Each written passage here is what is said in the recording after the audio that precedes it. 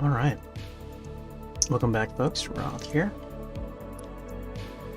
Alright, looks like we're gonna be booting up Scribblet. Gonna be doing some art. Let's make sure this is updated. Yep, up to date. So the developers are holding an art contest for the Lunar New Year. Let's take a quick read here, quick stroll. So it's happening now from January 20th through February 2nd. So that's in a few days. So that's in about a week from now, I think.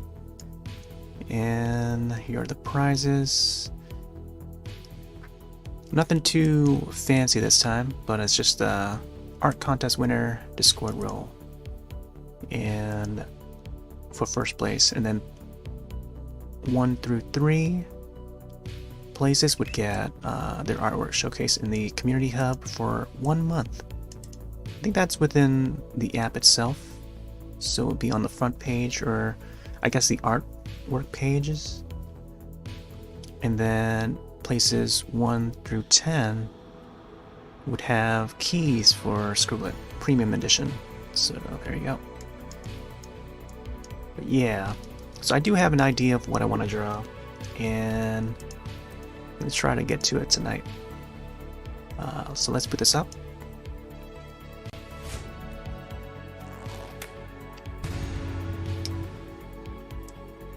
You can also check out the past drawings that I've done from within the app.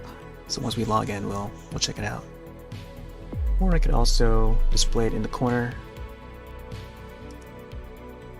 Ooh, I like the new art here. Huh? Like how they have a cat. They have a dragon, a little bunny, and then a cat. It's very nice. Although it is the year of the bunny, so, or the year of the rabbit. Take a look at this real quick and see what we have. Contest ends in, wait, 3 days? Okay, so the submissions end in 3 days. That's fine, I guess. 2023 Lunar New Year art contest. Oh my gosh, we got a JoJo inspired one. There's a dragon. So I guess these are the top voted ones at the moment. Pretty funny that a JoJo drawing, nothing related to the New Year at all, has made it to the top 3.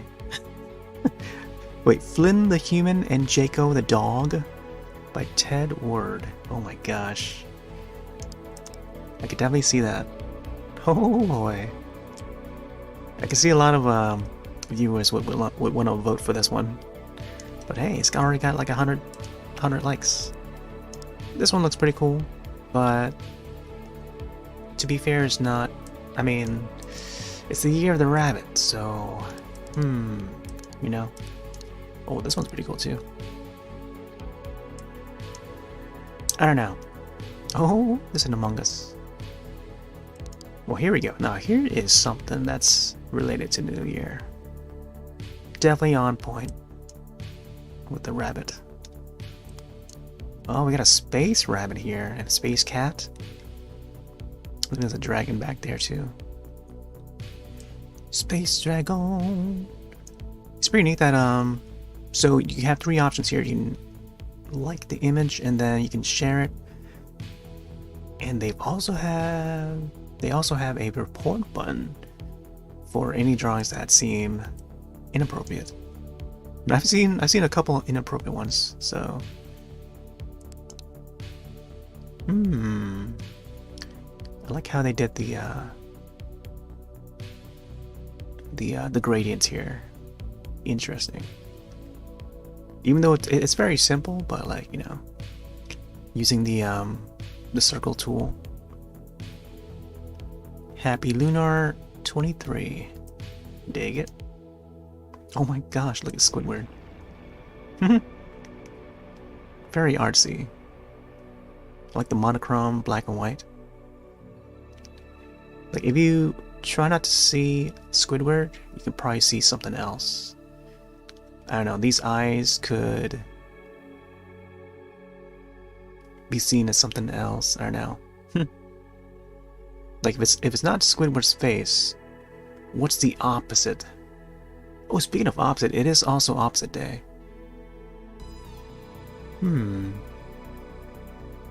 Yeah, I don't know. It could be like a... It would be a strange... Like you would have to have like an imagination to try to see what this could also be. That wouldn't be Squidward's face, you know? But interesting. Like I could see this being like an alien. Like there's the eyes and then there's a mouth, an open mouth. He's going like, show me what you got. This also reminds me of the box art for GoldenEye 007 for the N64. Pierce Brosnan on the cover of it, holding the gun, and you may mistaken for his mouth being like widened because of how he holds the gun and how bright the image is in that image, in that box art. But yeah, if you look up the box art for GoldenEye 007 for the N64, you'll see what I mean. Speaking of which, I saw the GoldenEye trailer this morning, and it looks fantastic. Heading to Switch in a couple of days, this Friday, same day as the Dead Space remake. So here's another cute one. Little rabbit holding a little dragon sort of kite. Not really kite, but like a staff or something like that. Pretty cool. Oh, this one's also pretty cute. It's a little rabbit reading a book. Oh, I guess it's the envelope, right? You pass that envelope down to family members and stuff. I've had one of those before. There's a part of our family who are of the Chinese heritage. All right. I don't want to discover yet. Oh, I also have a submission, right? Yeah. So far, it hasn't been discovered yet. I don't think. Oh, there's 32 people. Yeah. So this is the latest submission that I put to the Skrillet community, aka the in-game hub, community hub. And yeah, this was what we worked on last time. So yeah. So I think tonight we'll probably not do anything this serious. We'll probably do something more, maybe more animated, more toony looking. So we'll see. I also have the mouse indicator on the bottom right here, so you know when I'll left click, right click, or use the mouse scroll and stuff. So let's play creative mode. This is how we enter the canvas. I can choose to open up past works or create a new one. So tonight we're just gonna be creating a brand new piece of artwork. Let me see. I'll put the paint fill here for a little bit, so it doesn't blind folks. It's a nice blue. Alright, yeah, we're switching to Bob Ross mode right now. So here's the canvas for folks who are new to Skrillet. Normally this would be an online Pictionary game where you take turns drawing, and then other folks in the lobby would be able to try to guess what the prompt is as you're drawing. Pretty fun game, I love it. But they have also got a creative mode, a drawing mode, where you can just freely draw whatever with no time limit whatsoever. And you can invite people to join in the party to draw along with you if you want. But I tend to keep this to just me drawing. Hello. Happy Lunar New Year. So yeah, there's a little chat box there. So they've rehauled this entire canvas UI. The tools, very basic. You get your brush, eraser, paint bucket fill, square, circle, triangle, and line tools, shapes. There's a color wheel, transparency bar, so you can adjust the opacity. There's a eyedropper tool, to pick the color from the canvas. It was bugging out the past couple weeks, but then I made a note over to the developers and they were able to fix it by the next patch. So that's fixed now. Here's some solid colors. These are presets and they're nice little shortcuts that I can just, quickly click to and then adjust the colors from there. 3 different brush sizes, but I can also use the mouse wheel to scroll and adjust the size that way. There's an undo, redo, clear the image, and then save button. And of course, there's the chat window. In-game chat, I mean. There's also submit to art contests when there's an art contest in process. And then there's a share button to share to the in-game community hub, which is how we saw the my submission for the Ash Williams from Evil Dead drawing. Or you can also submit to the Steam community hub, which is more public. You can see the drawings that you upload from the Steam community hub. But yeah, you can also keep it like private or more options there. Alright, so let's start with this. So I decided to draw a rabbit, of course, and my rabbit of choice is Kazma. Kazma from Summer Wars. So let's see if I can type this out real quick. Kazma. I have not. I mean, I've seen Summer Wars. So Summer Wars is a film, animated film from what's his name? Osoda? I'm trying to see what was his first name? Or let me look this up real quick. Summer Wars. It's a film that came out in 2009. I saw it when it first came out, or when it was still fresh.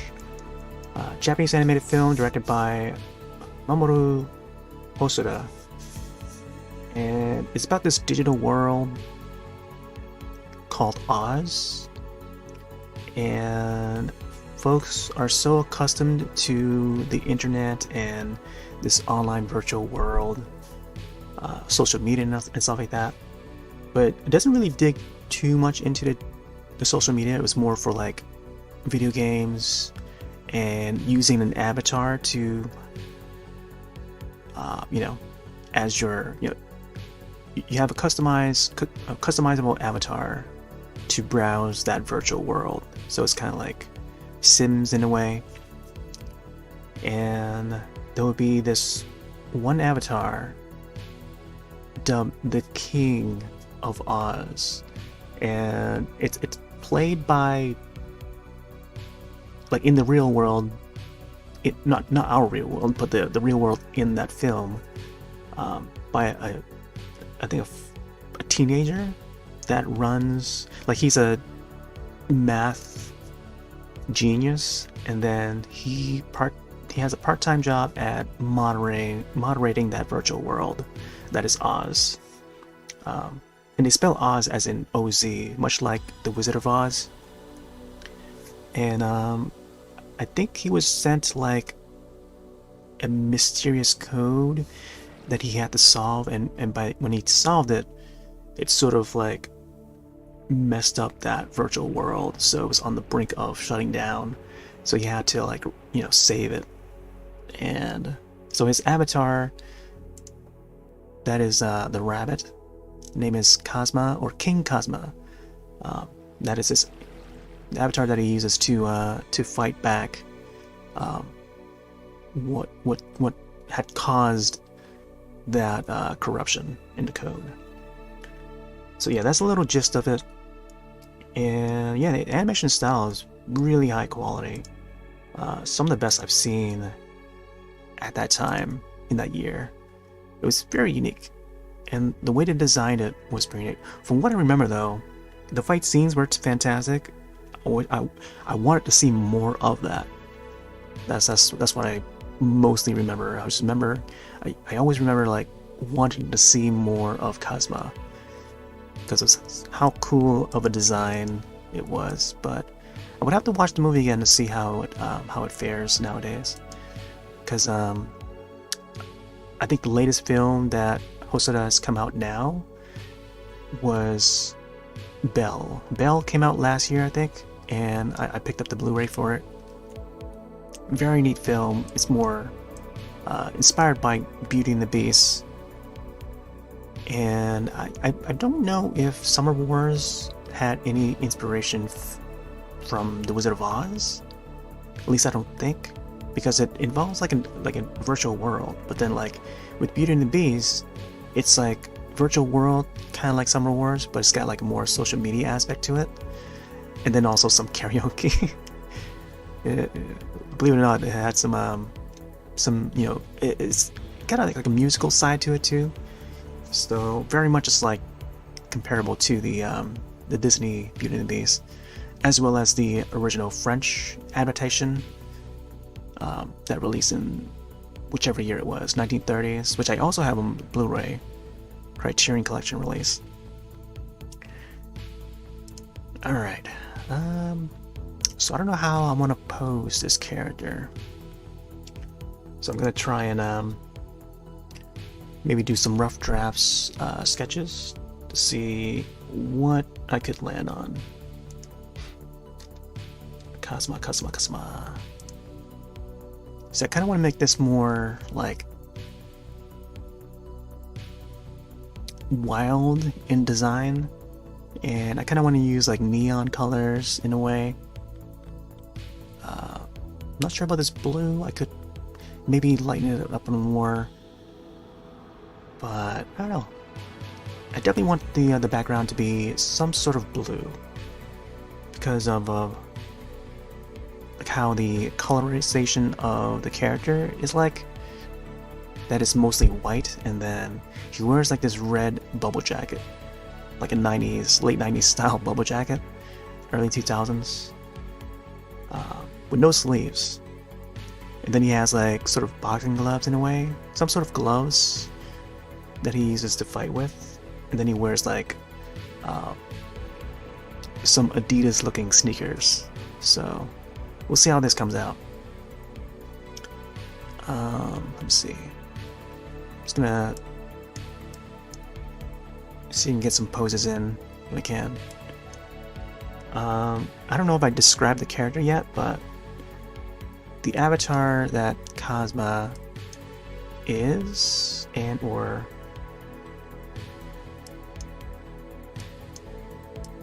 like visually, he appears as like a anthropomorphic rabbit. And he has different looks, different appearances throughout the film. I think a few different looks, because I think it first starts out with just the white hair. No pun intended.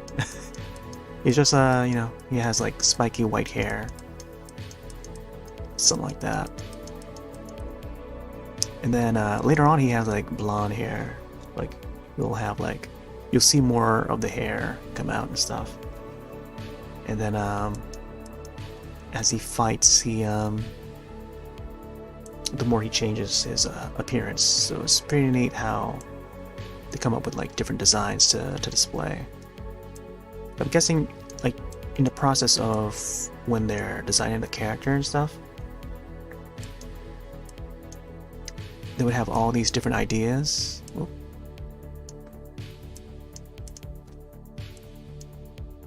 Not sure if I want to have his ear like that.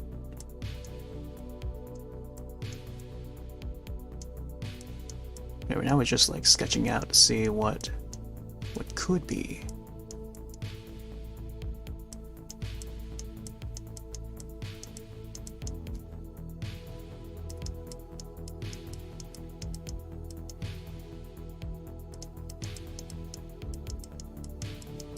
Oh, you know what? I could probably have his arm. So I kind of want to have him in like his fighting pose, if possible. Something like this, maybe. I could probably have his like fists coming out this way or something.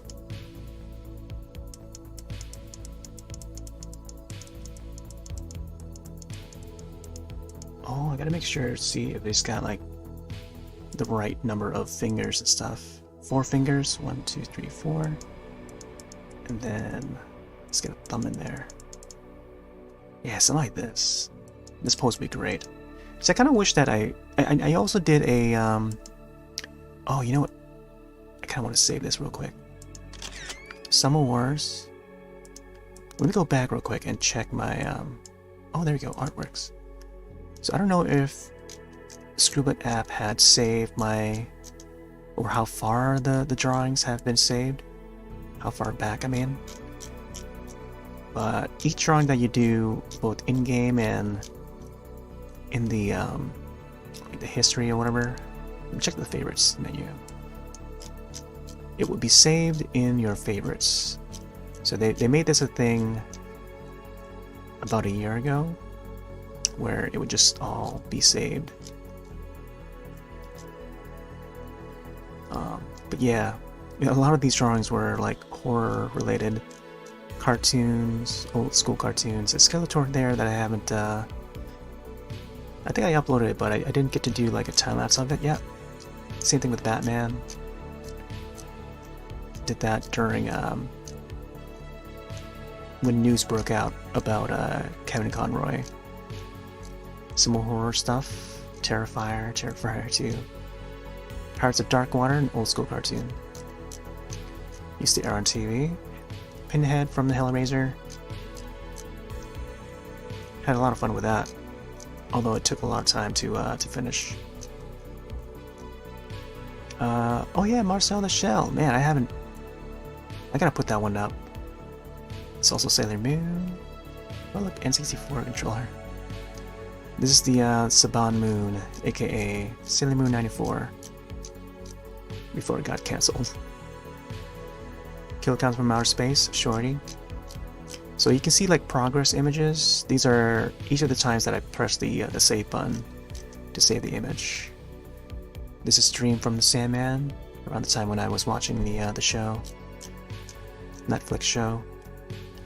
Teenage Mutant Ninja Turtles. So this is, I do have a time-lapse of this ready to go up to the YouTube and other places, but it will take time. I think until March. Look out for March.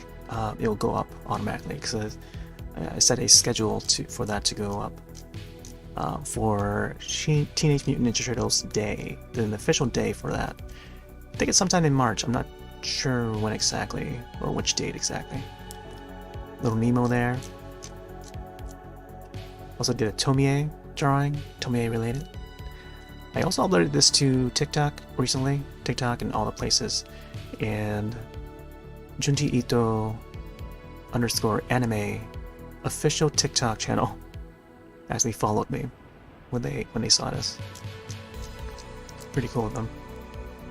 I took a screenshot of that too. Pokemon LeShonk, the new Pokemon game. Stranger Things. I think this was one of the first drawings I uploaded to the TikTok in a time-lapse form. It's also Jason Voorhees. Oh yeah, so like I wanted to finish this here, Usagi Samurai Rabbit, based on the new Netflix series, and yeah, I might get back to this someday. Yeah, to finish this one, or I can probably do a new one. So this is definitely one of them that I intended for last year, but I didn't get to finish. It was back in April 20th. But yeah, so the cool thing about Scribbler is that I can further edit it if I choose to. But yeah, I wanted to maybe finish this someday. So this was the second drawing that I did of Usagi Yojimbo. Although he's not called Yojimbo in the new one. This is a descendant of that specific Usagi Yojimbo. But I think he's got a different last name or something like that. But normally he's just called Usagi. There's also, I did a first drawing, but I think it will pop up in the the past drawings slideshow. So once I enable that, you'll see it. Let's see if we can find it right now. There you go. But yeah, there's more down there. Let's go back. Yeah, so past drawings here in the bottom corner. I feel like I don't know. I don't know if that would be the right placement that I want to keep it at. But for now, it's, you know, that's where it will be for now. Okay. But yeah, oh, interesting. When it came back, the color just reset to just black.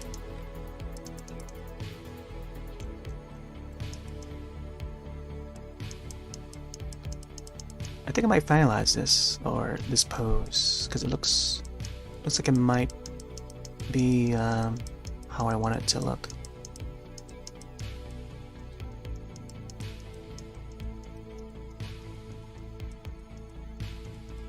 I'm gonna try and reconfirm the image. It would be cool if I could give him like a cape or something. There's another rabbit character I'm trying to think of, but I'm forgetting the name of that animation. It was just some little intro that an animation team made, and I made an animated GIF of it when it came out.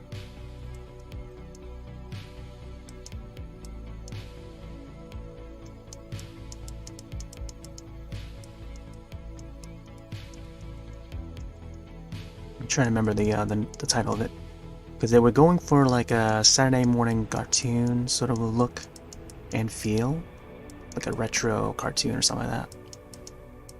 So it had like a very long title inspired by Teenage Mutant Ninja Turtles and stuff like that.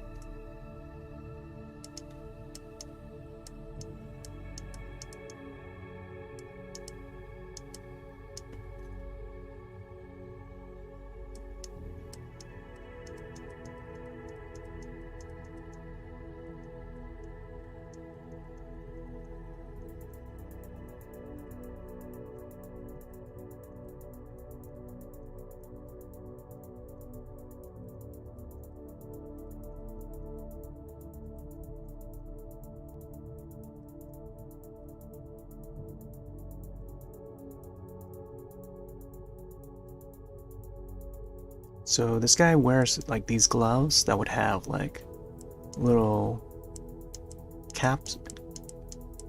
Like there's two of the caps.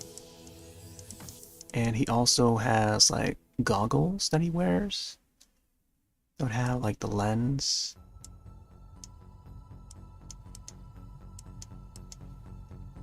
And then he removes them afterwards to show his hair. But yeah, something like that.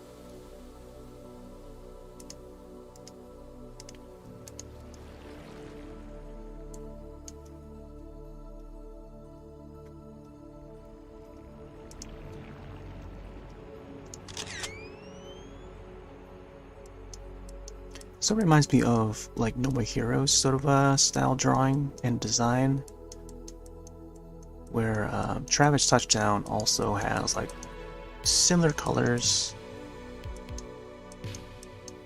He's got some reds, some blacks on him, and he wears like these gloves to hold the beam katana that he would use in the games. Man, I need to get around to replaying those games so I can maybe get a chance to play Part 3. Part 3 just came out last year too. Didn't really hear much from it. Although, you know, those kind of games are very niche. It's made by Suda51, who I actually got to meet. Big fan of him. Big fan of his games, especially No More Heroes series. So I think Part 2 already came out, and I got to meet him in 2012 when he came to PAX East, as he was promoting Lollipop Chainsaw. So that was also another cool game. Jessica Nigri was there. I got to meet her. And yeah, that's, I think from then on, she was, she was really peaking in popularity just after that. And yeah, I gotta get that third game. It's available on Switch. I'm not sure if it's on any other. I think it is on other systems, PlayStation and Xbox. But I didn't really hear much from it. It's like it just released and then no one really talked about it. Unless you were a Suda51 fan or something. But yeah, I need to get that. I need to get a copy of that game.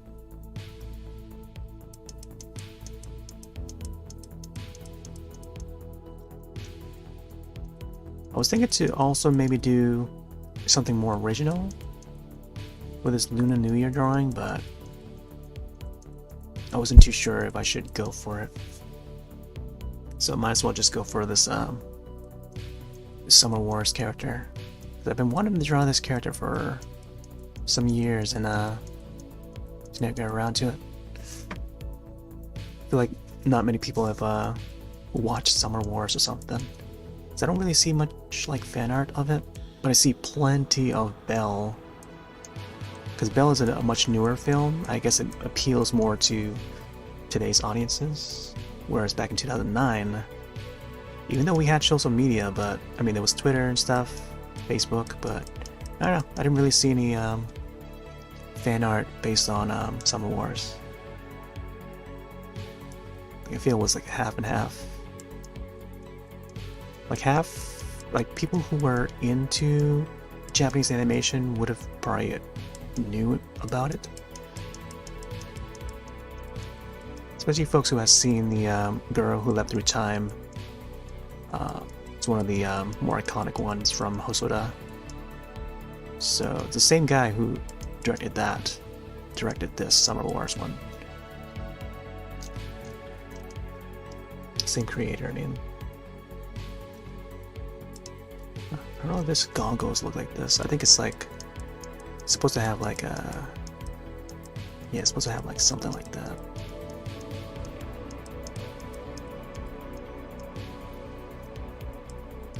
I don't know why I'm using the white to do this. Should probably be making it in doing it in color.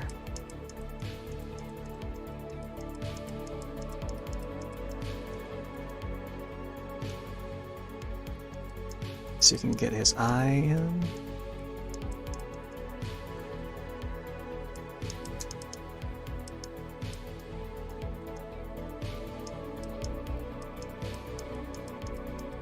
Yeah, so we're doing all this with a mouse. You can see when I click the mouse to make these marks.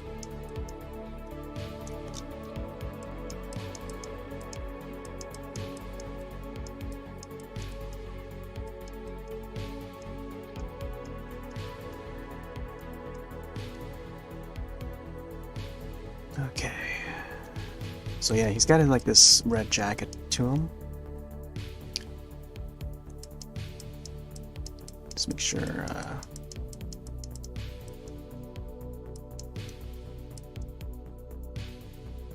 it's like a bubble jacket, right?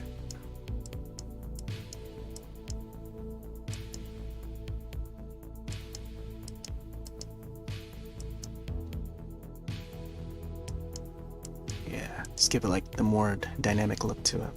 I don't know if I want to make his leg come out this way. See how? Oh, he also has like a belt, I think. Yeah, he's got like a belt, gold belt, which representative of him being the King of Oz, the Wizard of Oz, the King of Oz. Let's see.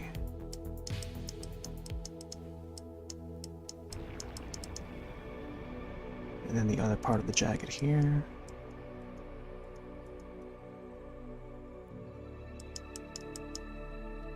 I wonder if there's any other folks out there who have seen this film.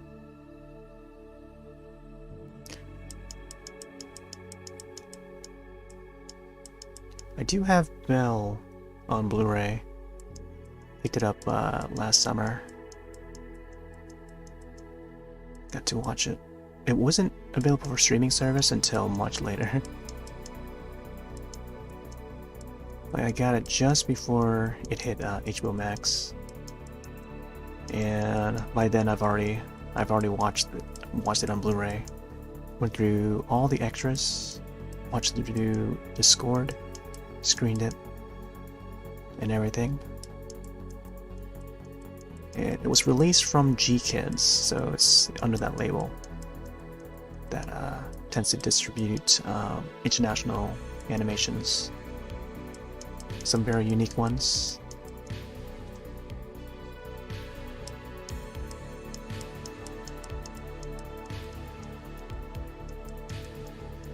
But yeah, they continue to put out some really good ones. There's some that are still on the way that I'm also looking forward to watching. I'm trying to remember what the name of it was. I think Innual, I think it's the musical one where it's like the Japanese band, like they're playing, like a duo or something that would have traditional Japanese instruments, and they would play around the country. So it's like more of a musical experience. I guess in a way it's like Belle, but not really.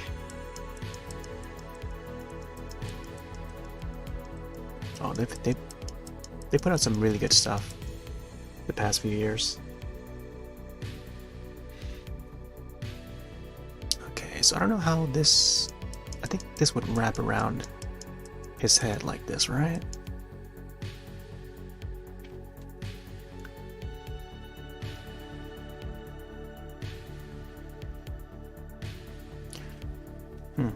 I'm not sure if I want to keep this hand like this.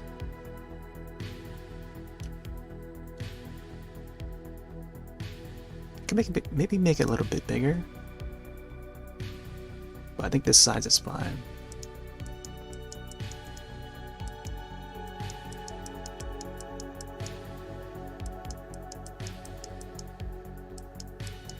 Trying to find the right shape for his arms here.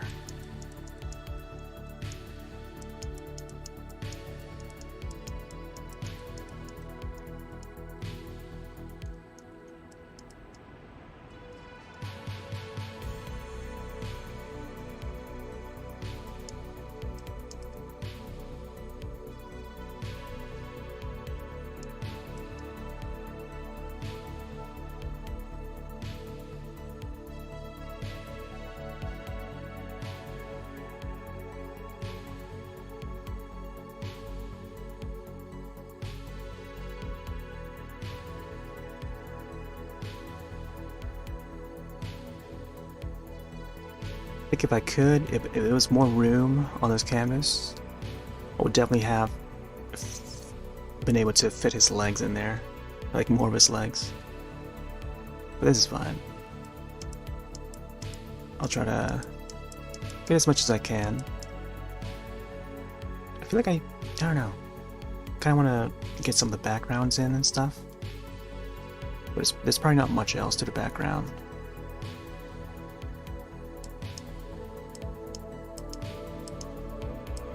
Oh, what else was it? Oh, it's also Observe the Weather Day, I think? Yeah, Observe the Weather Day.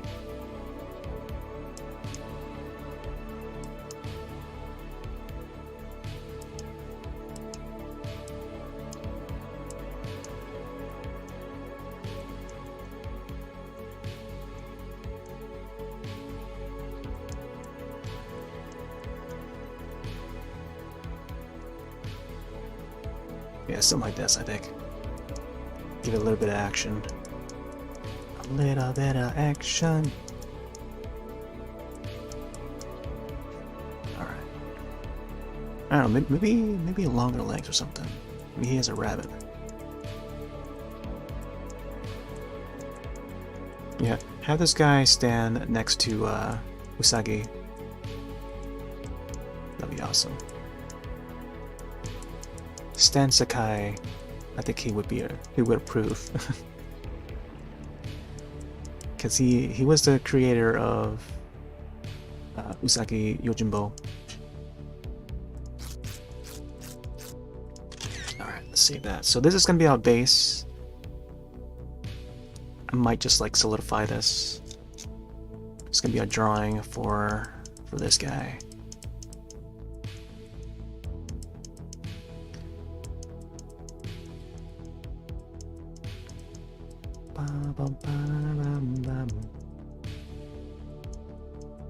So his arm goes around this way. Alright. Let's make the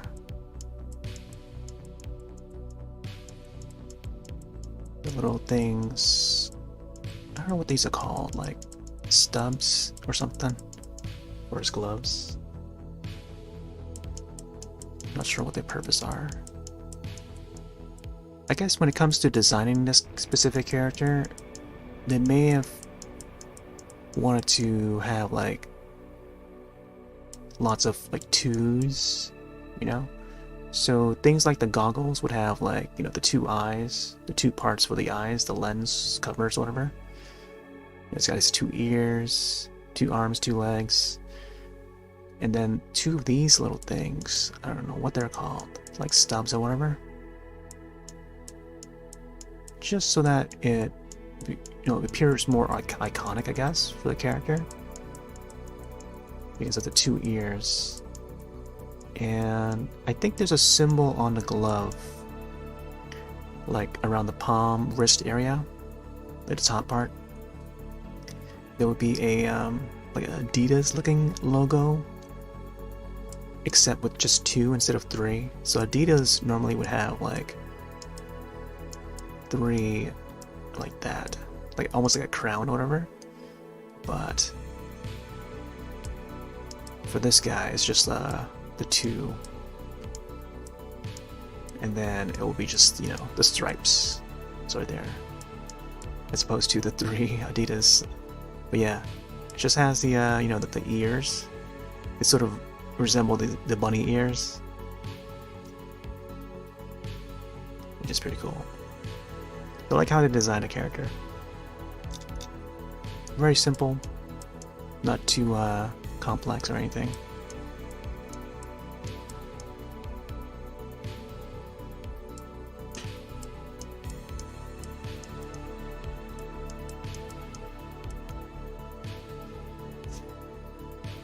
Okay, yeah, I don't know what else I want to add in the background or anything. Maybe I'll do like different shapes and stuff. Because there'll be like clouds, I think in parts of that Oz world, there'll be clouds and stuff, symbols. Moons, I think.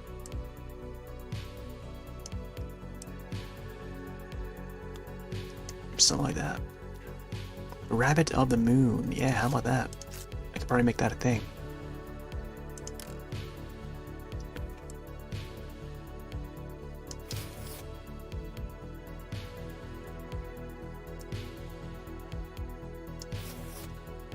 There you go. That would be a nice guide to making that crescent moon. I think there's a few of those crescent moons though. It's more of a like a decorative thing for that universe.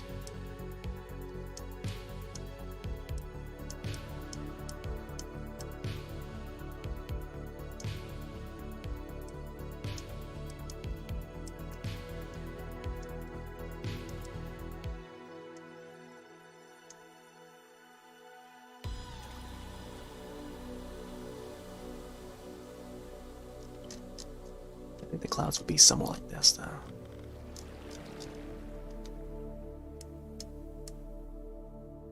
Wow, wow, wow, wow, wow.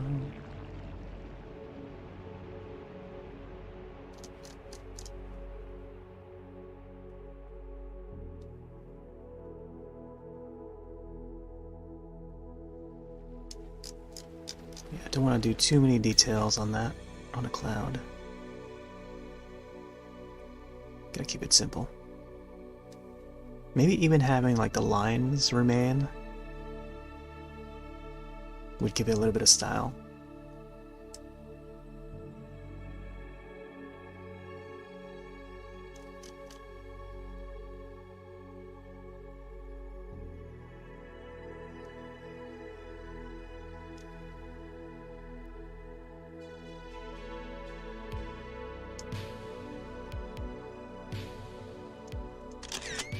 Alright, I might have to get rid of the Adidas symbol here.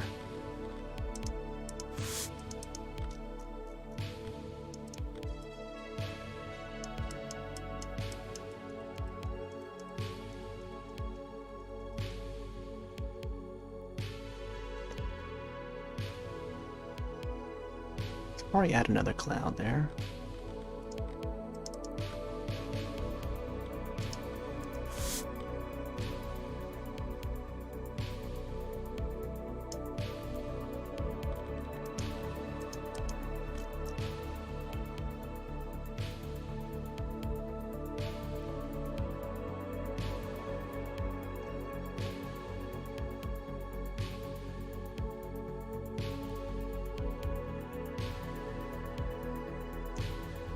A smaller one.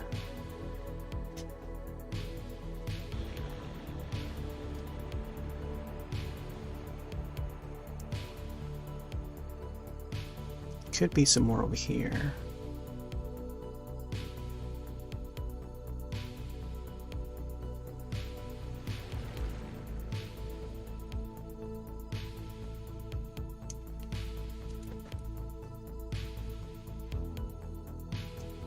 See how it's coming. Alright, so far so good. I don't know about this part here.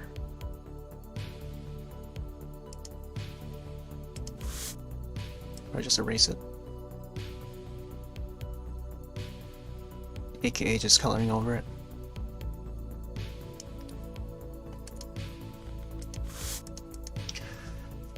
Alright. So most of this guy's body is just white. The only part that has like any other coloring would be the tip of his tails. Well, the tip of his ears, I mean. He does have a bushy tail at the back, but we won't be seeing that. And then his eyes are red, I think? He's got red eyes. Kind of like an actual rabbit would have red eyes. And then like a darker part, same color as the tip of the ears would have. The same color for the nose. So I think that's the only colorization on his body. Other than that would be the gear that he wears. The goggles would be black. Gloves and jacket would be red. I think his pants are also black. More of like a dark gray. And the belt would be mostly gold colored, so let's see. I might want to give this like a more, I don't know, shaded look to it, as how I tend to make these images. So we'll see how we go. I'm going to try and reconfirm the hand part here. I think the hands are going to be really important for this image. So let's try to get this right.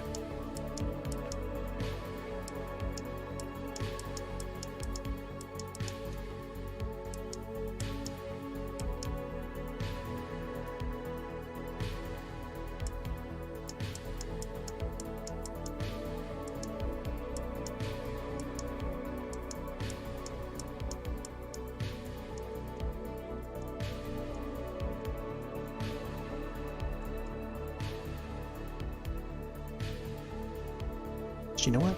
I think the finger part was probably start to end somewhere around here,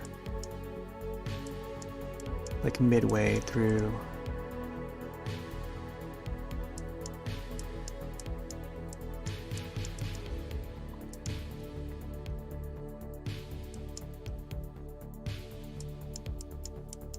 Oh jeez, maybe I should just sign off, huh?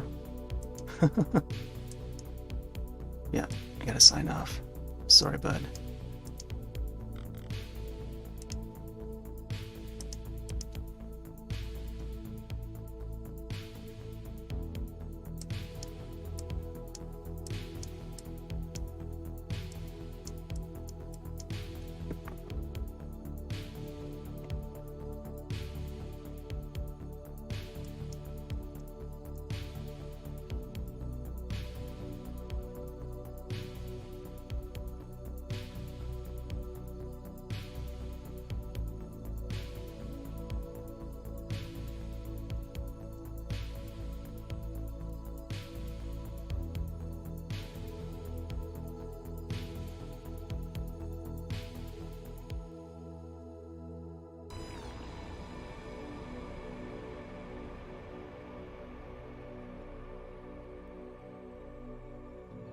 And then reposition this thing.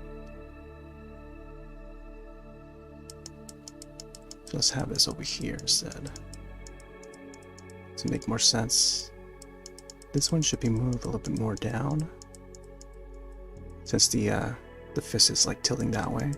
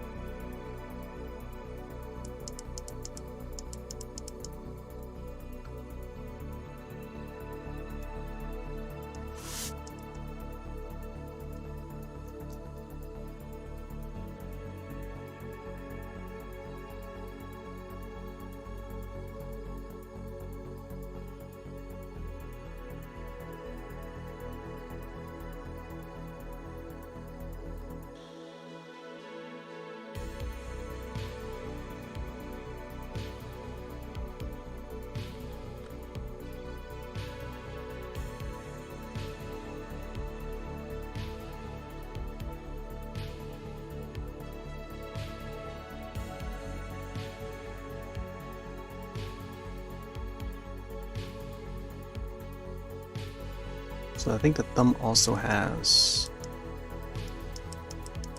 the same as these fingers here, where the gloves like start to end at. So the fingers are cut for the part of the glove. The fingers are cut, and same goes for the thumb part. I'm trying to get that correct.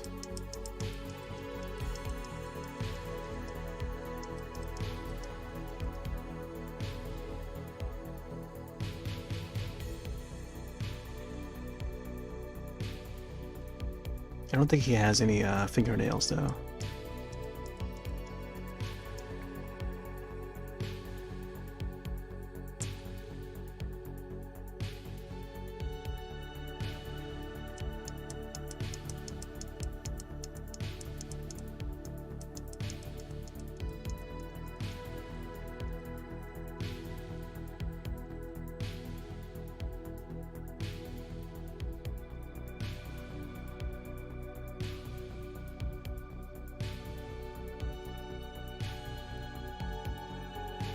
Let's start coloring this in.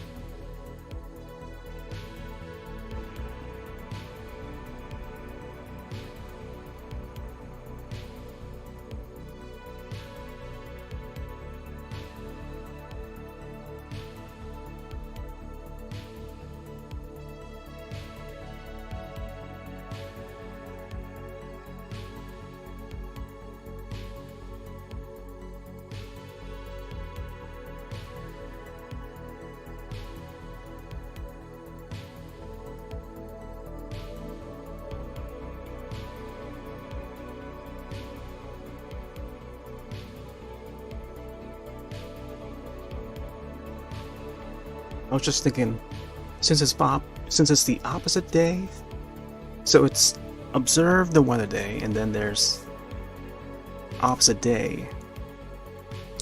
I was thinking to maybe turn this into like an opposite colors, like negative colors. So instead of white, I could probably make it black. And it also could pertain to the Black Rabbit, because this year is also, I mean, it's the year of the rabbit, but it's like a specific rabbit type and element So I think it's like black rabbit and then also water. So something water related. And it doesn't necessarily have to be like black water. Although that reminds me of Fatal Frame made in black water. So what if I were to include something water related? And then, I don't know, making that water like a black water? I think that would be cool. Okay, they're out. Robotic. Yeah, the outline. Yeah, we just got down to the outline just now. Even though it's just a rough draft at the moment. But I think this is good. This is a good pose for him. I was trying to come up with a good pose for him, and yeah, I think this is the right pose for him. I feel like with most action-oriented characters, like this, like the perfect pose, getting them in that stance mode. But I want to try and sort of implement that water. That water sound effect in the soundtrack just now, right as I mentioned it. But yeah, I hope you're doing well, man.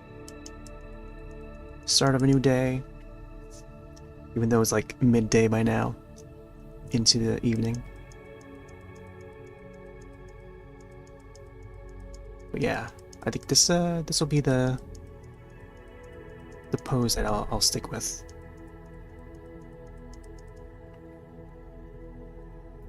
And he seems like well grounded too, so and the framing is just right. The ears fit the frame and got a little bit of the legs up to the knee at least. Although I feel like oh man, see, I want to fit his shoes in there too, but I think what I could do is I could probably lift this leg up a little more so I can fit the a piece of the shoe in. But man, let's see. Let me try to get the let me see what I can do with the leg here. No, I don't think there's gonna be enough room to get the shoe in. I'm trying to draw the shoe in there. You gotta shoe it in.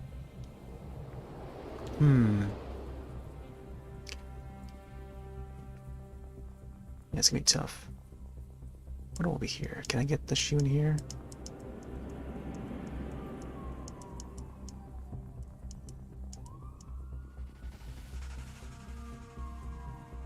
Yeah, this is gonna be tough. I think if I had him zoomed out a little more, but it's kind of too late now.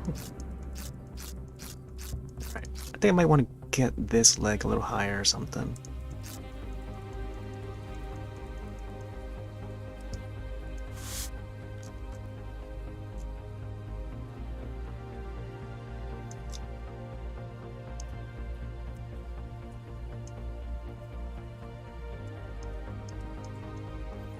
Probably twist his body a little more. Yeah, get his leg up and then yeah, something like that, maybe.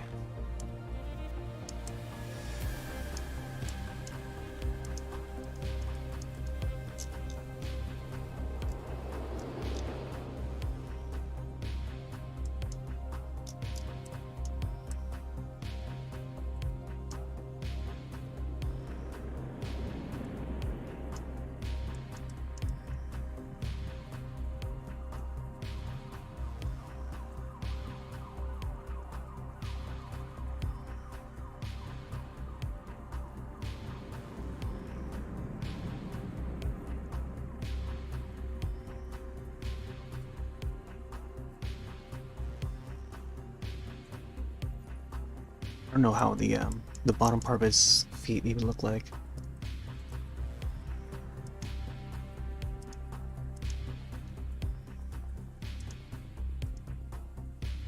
Okay, it's just the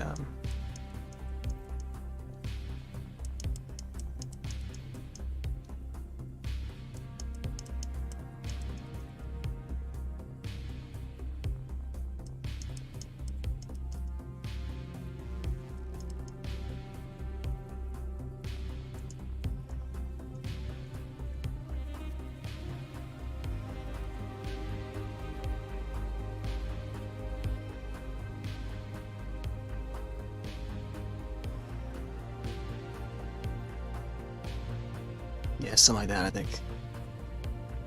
I feel like this part could be a little bit shorter.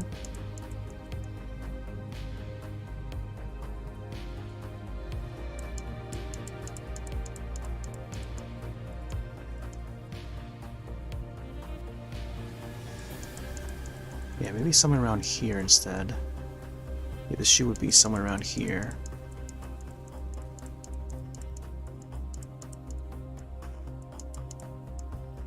Okay.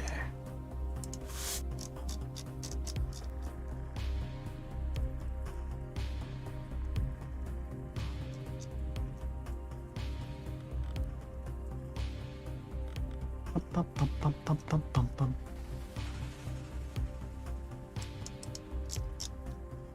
So the shoes are also, I think it's also white colored. Maybe a little more like light gray, like the gloves.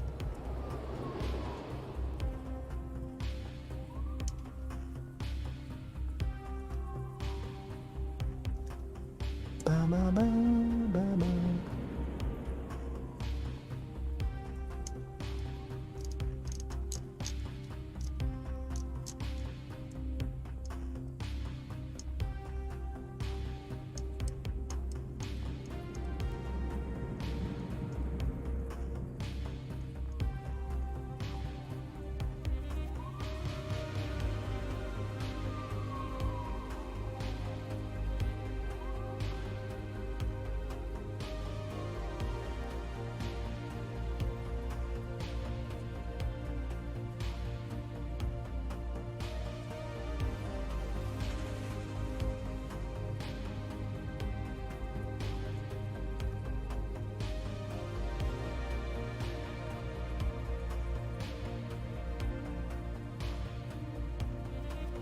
I think what I can do is I could possibly redraw the clouds and just push them to the corner up here.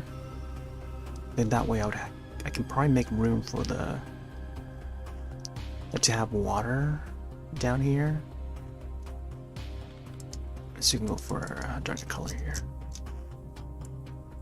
I could probably have like water coming up and stuff.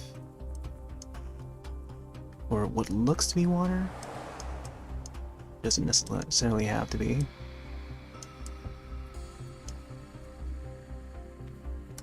It's like, I don't know, Super Saiyan.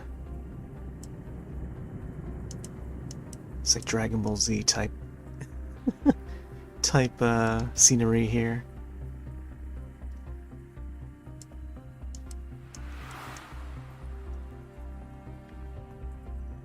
Wah, wah, wah.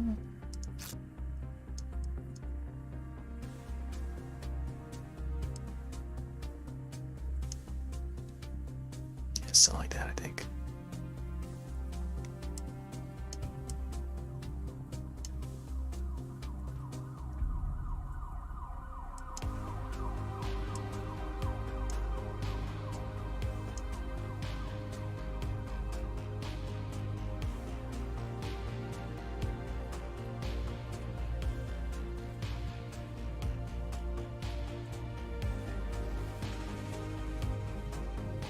Let's get some dark colors on his goggles.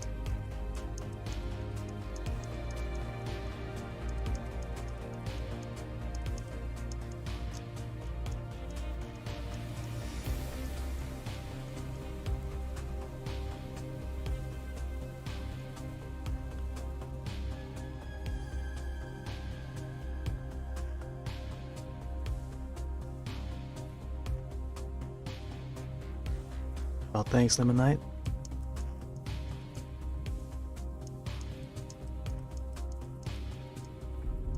Yeah, we're just sort of freehanding this right now.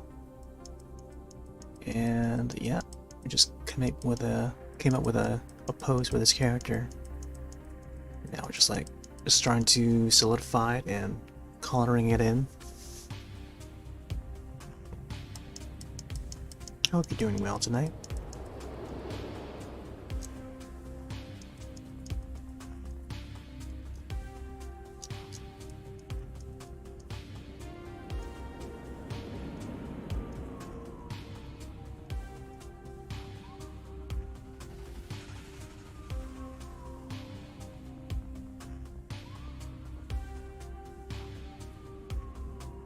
Yeah, they're gaming beast.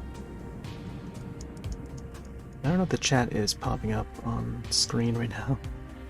I think if it is, it should be on the bottom. Oh, there it is. I can see it now. I think the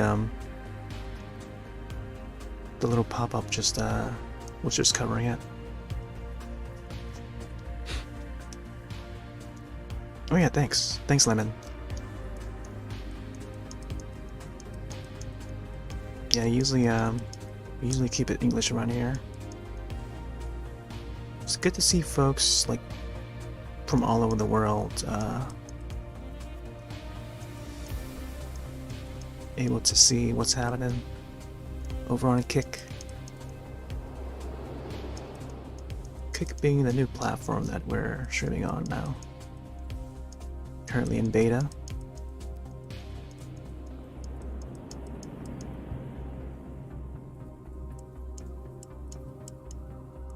But hey, you know, art speaks words in languages that we can't.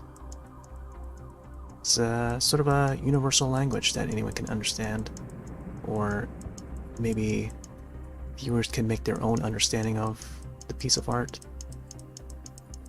That's the beauty of art, and also music, I guess, or any form of art.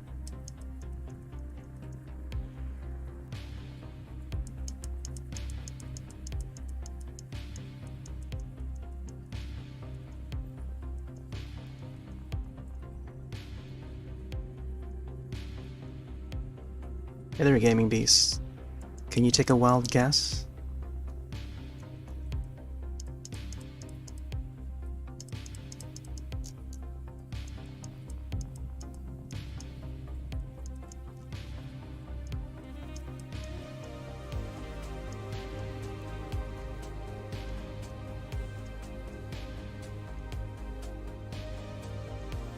Yep, you got it. We're doing this all with a regular mouse, by the way. A regular computer mouse. Wired computer mouse.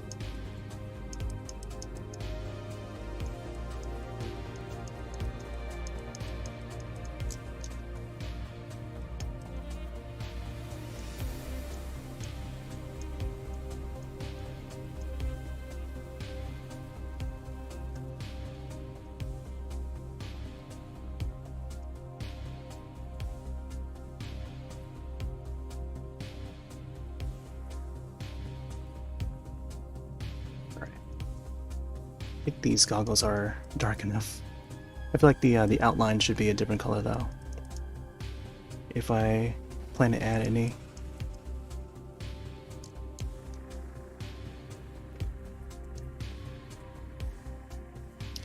Yeah, I think in the film itself, the outline for this character would be in red. It's like a bright red color, like almost like this. So I'm not sure if this is gonna look very good. Ooh, that's a very bright one. Might save for later though. Although it would be cool to maybe save it for after I finish adding the colors in. So yeah, let's continue with the colors.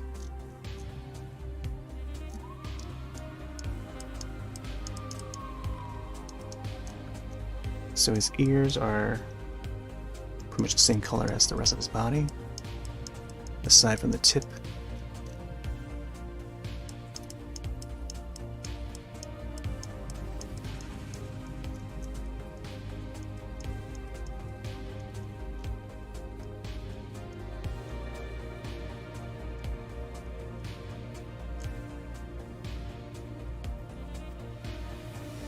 Do I have Wii Party?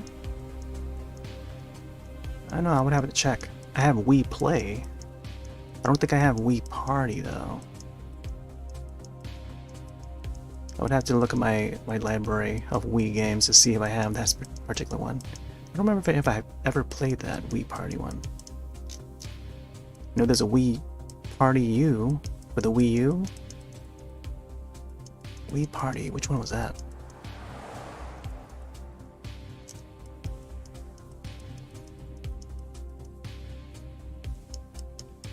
Let me look that up real quick.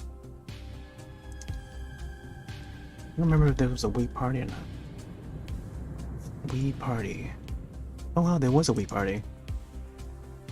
Oh, this one, okay. I don't think I ever played this one. Yeah, I don't think I ever owned it.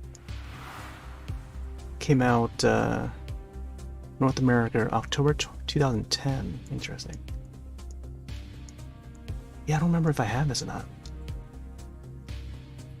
I know I have Wii Play, but that's a totally different entry for the Wii series. Yeah, I'm gonna have to check to see if I have that.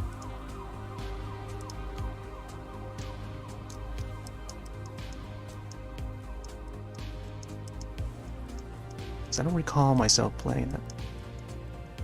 I know for sure I have Wii Play, but I'm not sure about Wii Party. And I think with Wii Play, it came with a extra controller, like a Wii remote. I mean, that's as much as I can remember.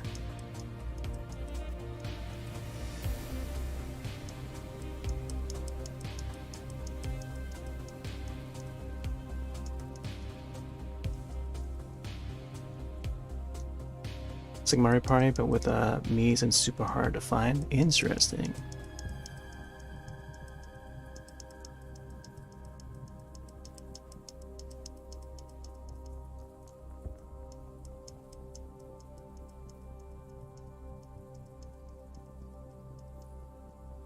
Yeah, there's Wii Party U. I remember that one, which was the sequel to that, I think. And even that one I don't think I have. But Wheel of Fortune for the Wii. That would be a funny game. Wheel of Fortune, huh?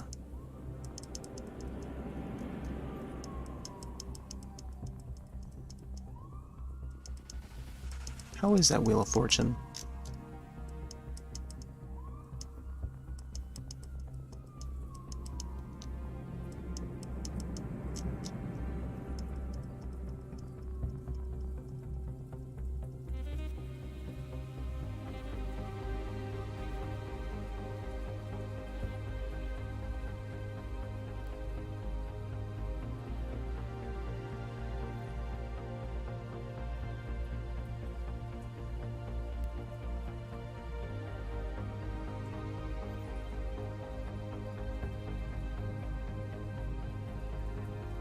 Yeah, I'll probably be on the lookout for that Wii Party game. See how much it goes for nowadays.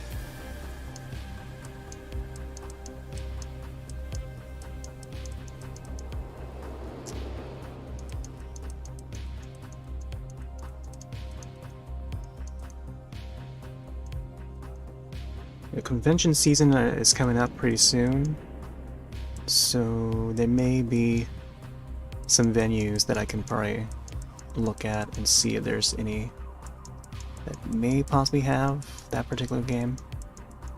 So I'll definitely be on the lookout for it.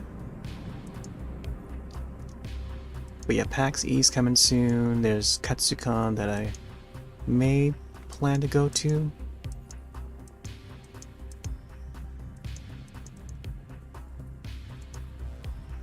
Or at least it's in planning.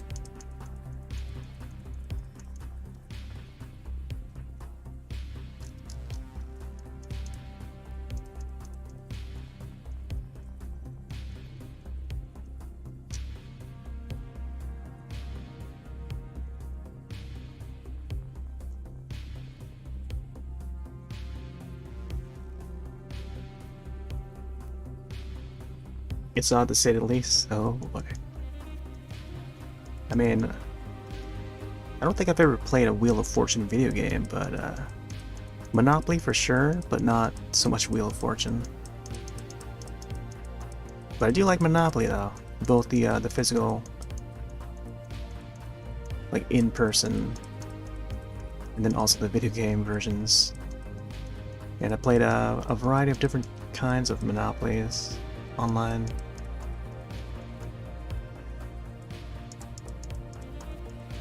forget who it was. I think, was it EA that came up with a Monopoly game?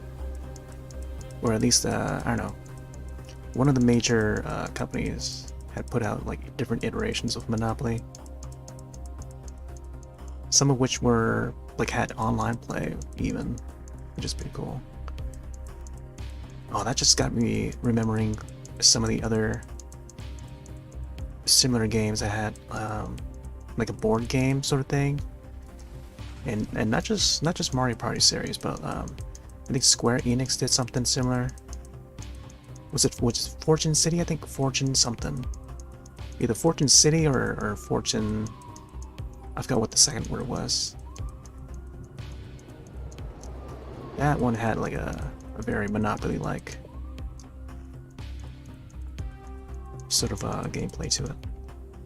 Play it on WeSpeak and they say the letters and record phrases for you me to say. Interesting.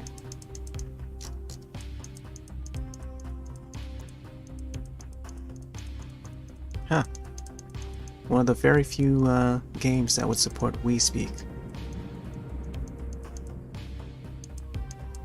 Still have the peripheral somewhere nearby. I've got my Wii system hooked up, but it's not yet capturable. But once I get it to capture it correctly, I could probably broadcast some old Wii games, or else I could probably just play it through the Wii U. But then I would have to start a new save file though.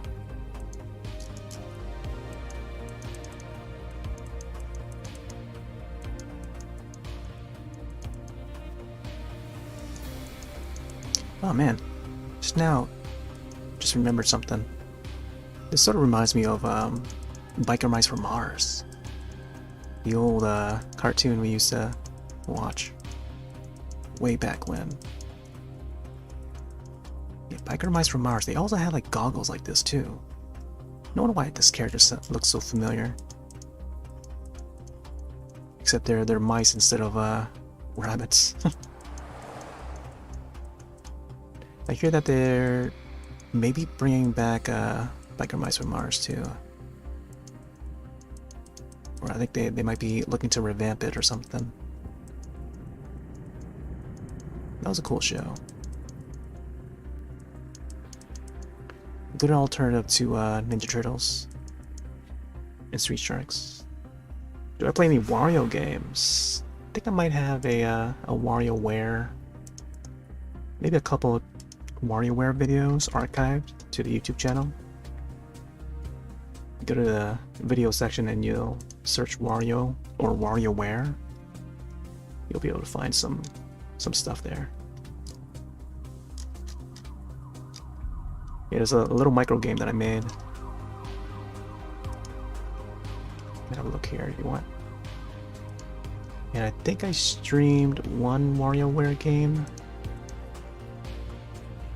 which was the one that came out on the Switch. Only got to play the demo though. Get It Together demo, yeah, that's what it was. Back in September 2021 was the last time. There's some other stuff there. I have the old Wario World game. I don't know if you're familiar with that. On the GameCube. Looking to maybe play it on stream someday. But I have to somehow get the GameCube to capture correctly though, before I can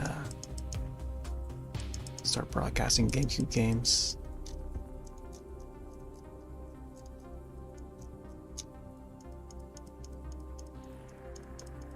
Yeah, those are some old videos I've done in the past.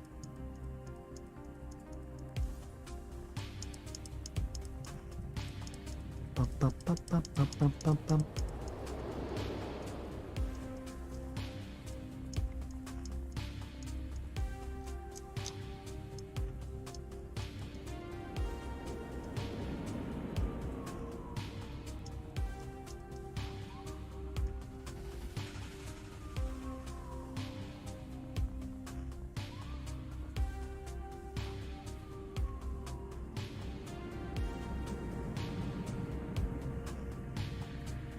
I love Wario. I used to pick him all the time in Smash Brothers. Brawl, I mean. He was my Smash Brothers Brawl main. And also in Mario Kart, I pick him a lot in Mario Kart and Mario Party. Yeah. Mario Kart Wii, Wario a lot. At least until I got used to using Rosalina. So once I unlocked Rosalina, she was pretty much my go-to in Mario Kart Wii. It's been a while since I broadcasted that game. I feel like I should maybe get to streaming that again. Do some casual racing.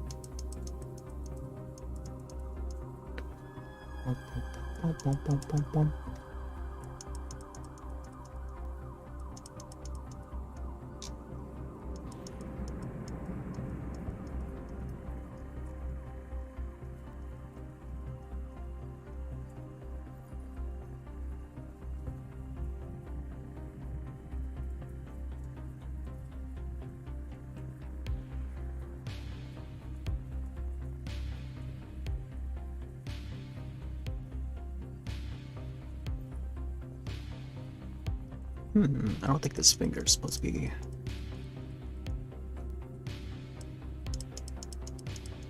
Otherwise, the rest of these fingers would be a little bit longer.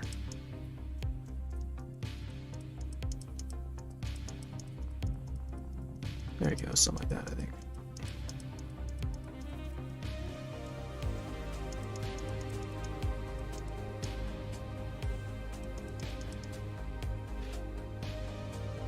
Orbulon from WarioWare. Oh yeah, Orbulon.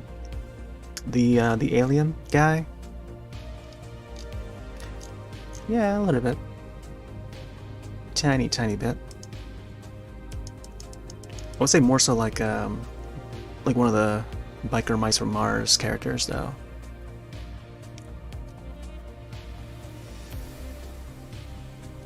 Biker Mice from Mars. That's an old show. Consider me old.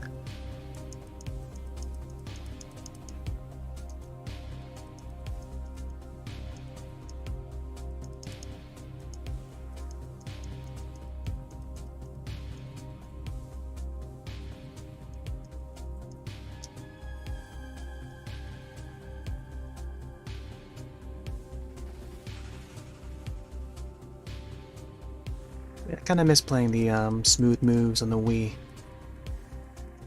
That was a pretty fun game. Had a lot of progress on the original Wii system, but I don't think I want to start a new save file to just play the game again. I'll just wait until I get a proper capture device to set the Wii back up again, and then I could probably check my old save files and see how far I got in it, and just continue from there.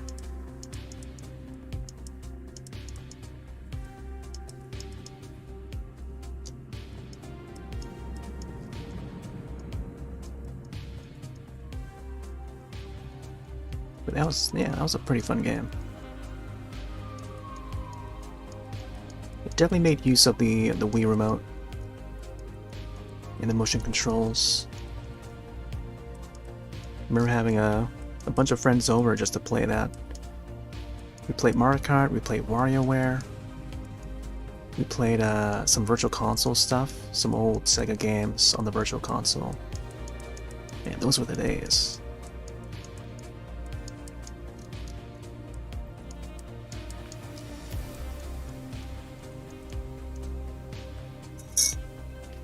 I played Game & Wario. I don't think I played that one.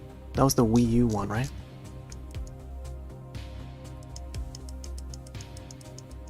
Yeah, I hear that one is... the price is jacked up for Game & Wario. I don't even know if it's on the eShop.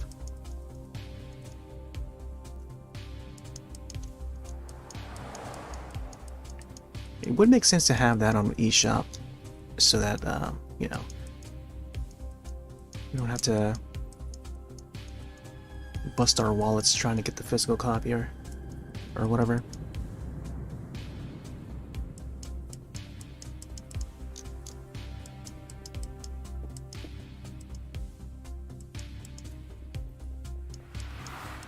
I got the old GameCube game for WarioWare, Micro or Mega, what's it called? Mega something Inc. We played that one.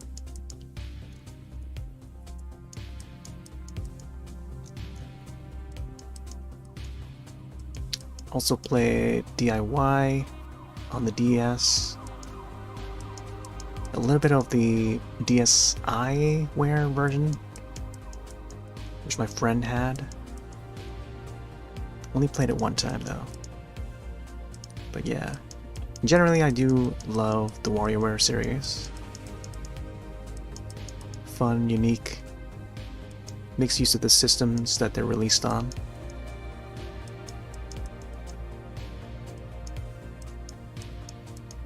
Cool thing about the DIY or DSiWare version of WarioWare is that they made use of the camera. That was something really new at the time, because barely any other DS game made use of the camera. Like even the 3DS, like it was only like first party titles that made use of it. I think the last time I remember was the Star Fox 64 3D,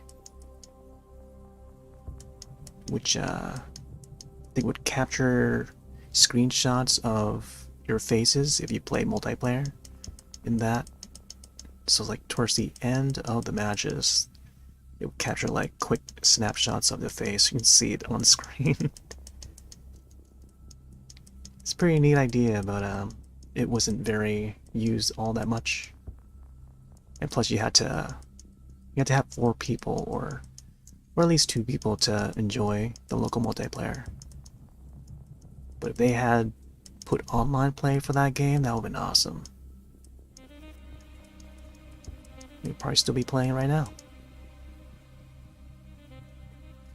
Yeah, Face Raiders, that was the built-in one you can download.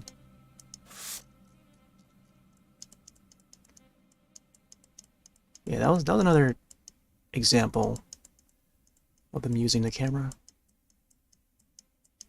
But yeah, other than that, it's like very lightly used when it came to that feature.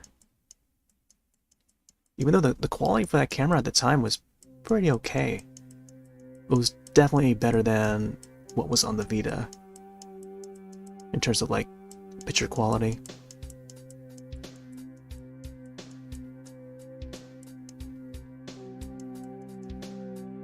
Even though, like, you know, the Vita was considered like a powerhouse for a handheld, but the camera was just like much lower quality than the 3DS. Like how in the world, you know?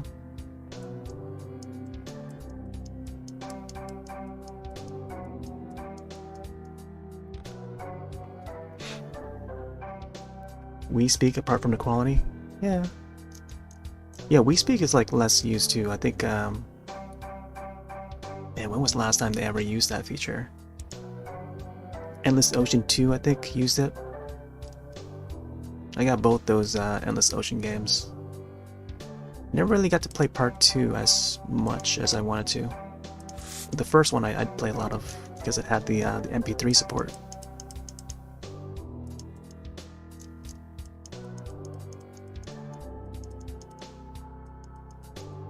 Yep, just load up that SD card with MP3s. You can play those songs through the game as you're playing.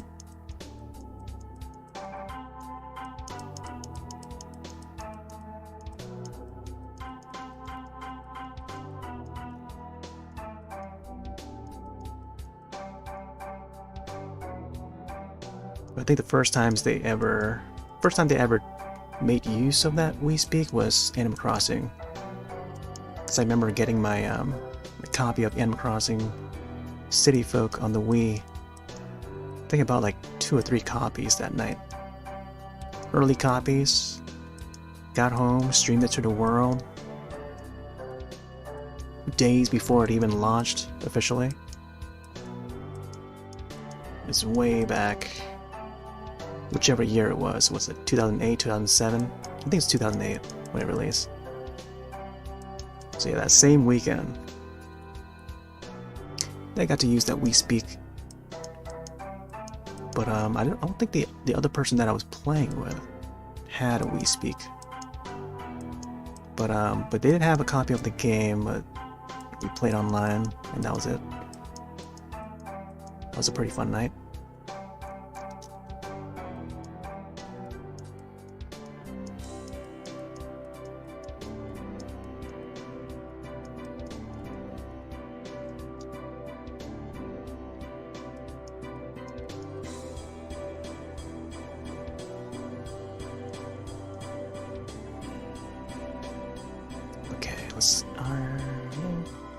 I think his body is also white.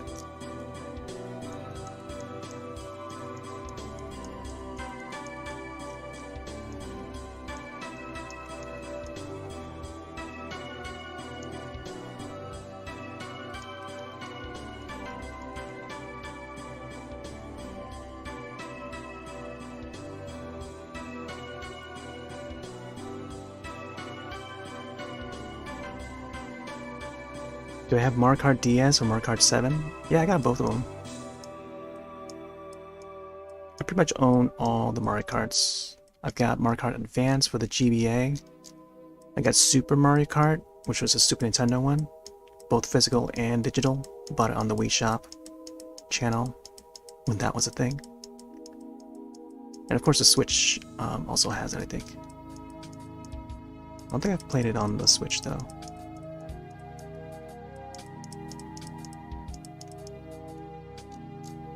But yeah, I got physical copies, bought them at launch, or at least around time when they released, when they were brand new. Every new Mario Kart, try to get it at launch. But yeah, I'm an old timer. I've been around. The YouTube channel's like been made since 2006, so however long that was ago.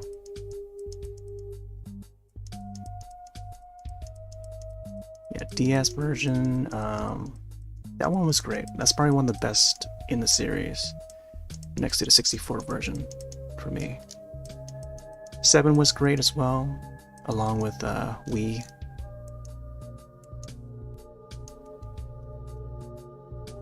Where do I usually get older games? I mean, I buy them when they're brand new.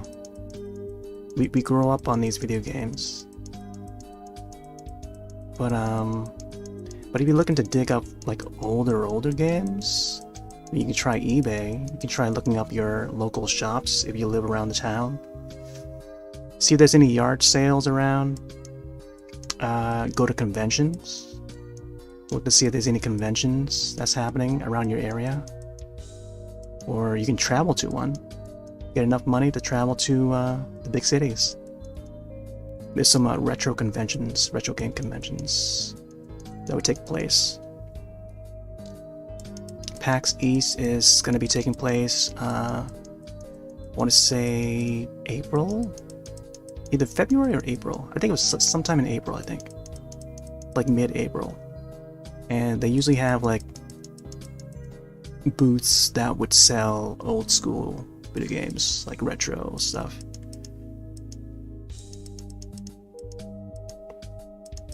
Up to like the Wii era and stuff. Portables, consoles, you name it. Yeah, I think conventions would be a good place. They sell for decent prices. Whatever you would expect that you'd find online. But they're all used games. Have you watched Doctor Who? I watched the old Doctor Who, like when it first started, because they would have a marathon on Twitch. like the black and white Doctor Who's, like those episodes I've seen. I haven't seen any of the modern ones though. But I dig the concept. And there's a character named Roth, so I root for that guy. Even though he dies in the series though. I was pretty surprised when I saw a character named after me. Not really though, but he has the same name as I do.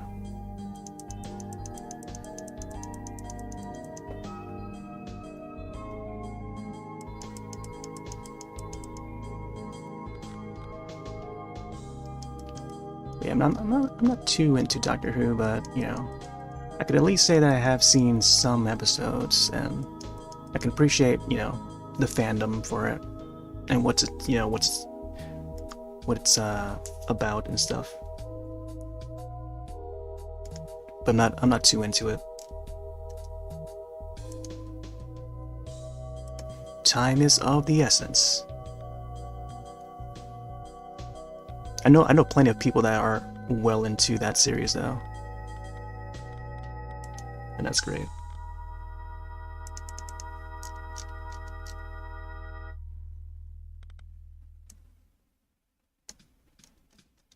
Meanwhile, I've got other big fish to fry. Lego Dimensions? Manchester's cool, yeah. I've seen some of that. They got some 80s IPs in there, which is pretty cool.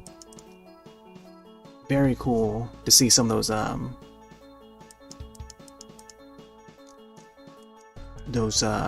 old school IPs make it into the series.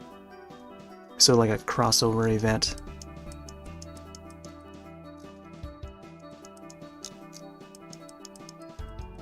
I've never played it though.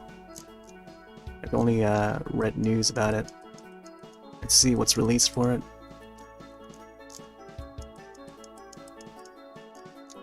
I feel like it's more geared towards the younger audience, even though they never grew up on Gremlins or Ghostbusters.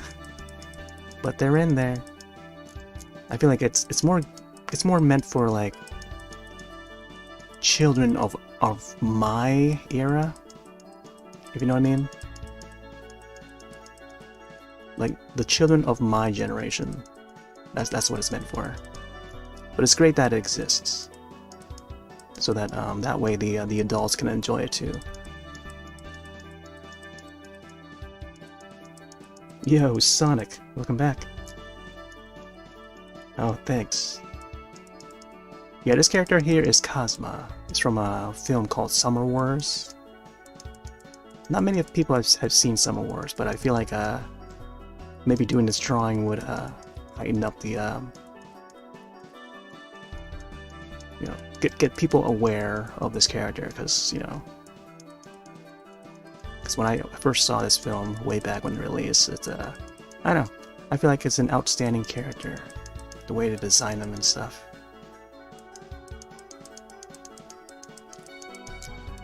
But yeah, right now we're just like pretty much just freehanding this character, and yeah, just came up with a pose, and now we're just coloring him in. I figured I should do something for Year of the Rabbit, so this is my choice.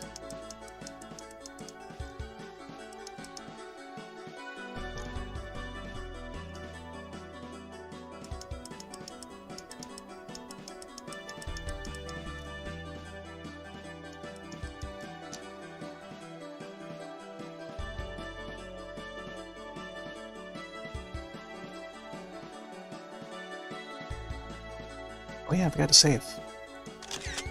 Always remember to save. Although we've already gotten so much progress.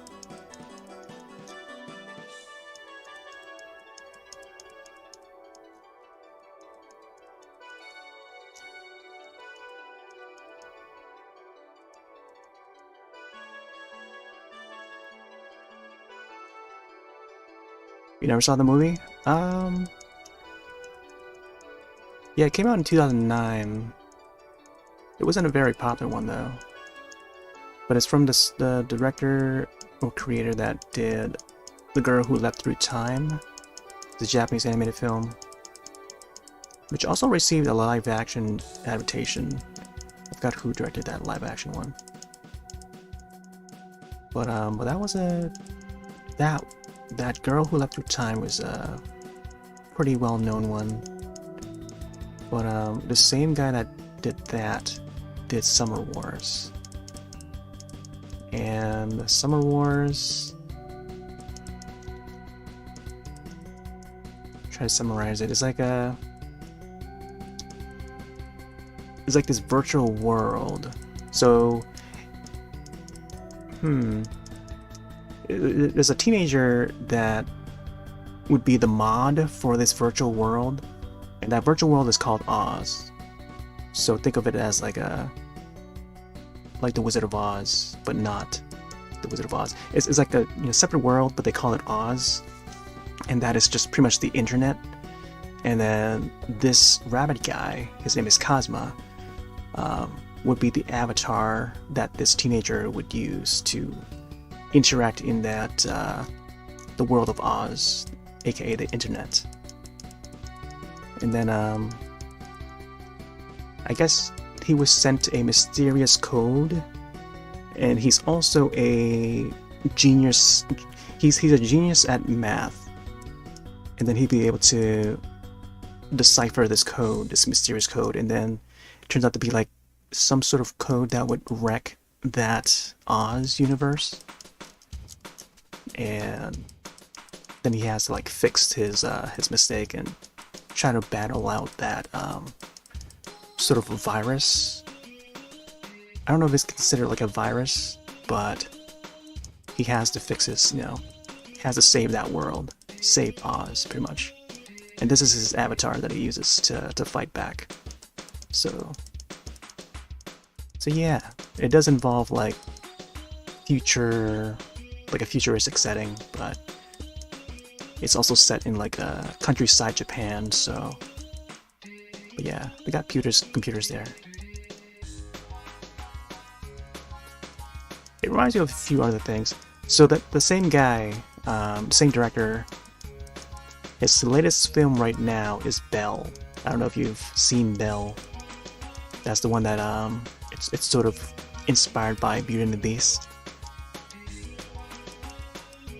But yeah, it's the same guy, same team did Summer Wars. You may have heard of it if you follow anime.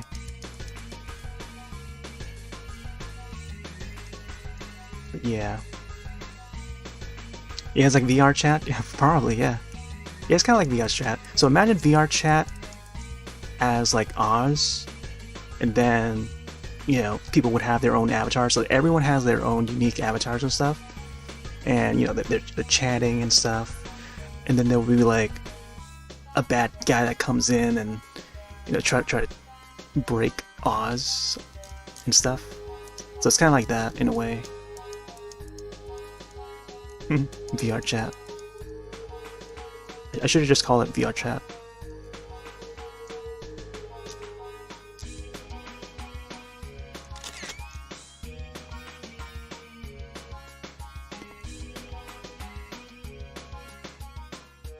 Alright, I think his pants are also a dark color.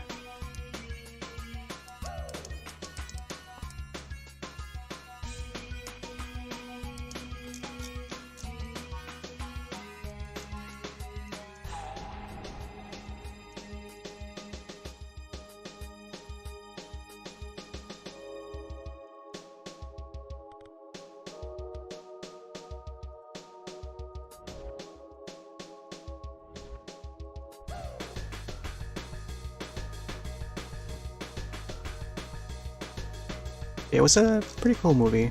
Like the animation style is really good. I kind of want to rewatch it again. It reminded me of some of the older stuff that I used to watch. Rojin Z, which I don't think anyone has ever heard, because no one really talks about that film all that much anymore. Rojin Z, but you have to be like you have to be as old as I am to know what that one to have even heard of that one.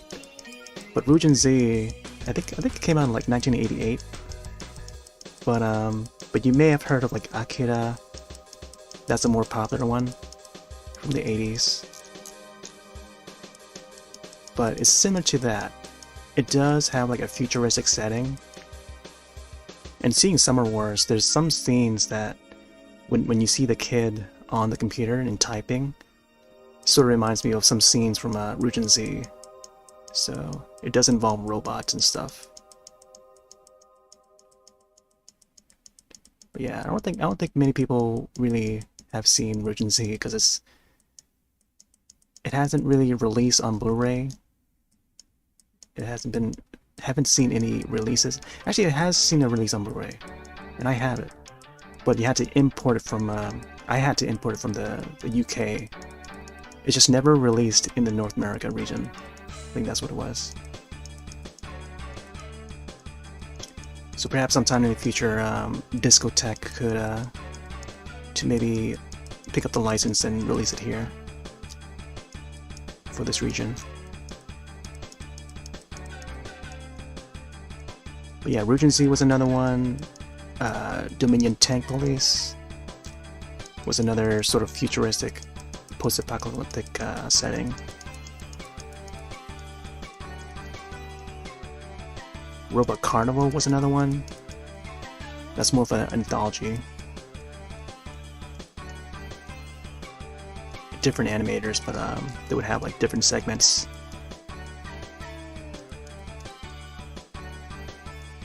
That would involve robots. There's some cool segments in that one. I'd love to revisit it. Is it on streaming services? I don't think it is. Because it hasn't been like... Let me check to see. Ryujin Z. Because when I saw it, it used to air on the Sci-Fi Channel. Back when, back in the old days. We used to watch it on TV. Yeah, it's not on any streaming services that I can see. At least in North America. So Ryujin Z came out in 1991. You can find a trailer for it on YouTube. Oh, you know what? You can probably watch it on YouTube. Someone might have ripped it and maybe post a full movie on YouTube or something. It's a pretty okay film. It does have like a futuristic setting to it. And there's robots and stuff. Mechs.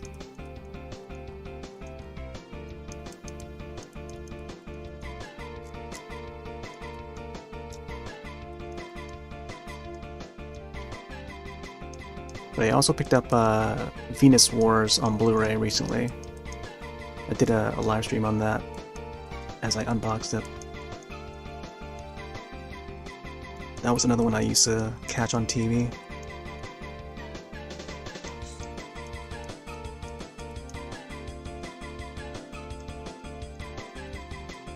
Though Venus Wars is more closer to like Akira than Ryujin Z, I think.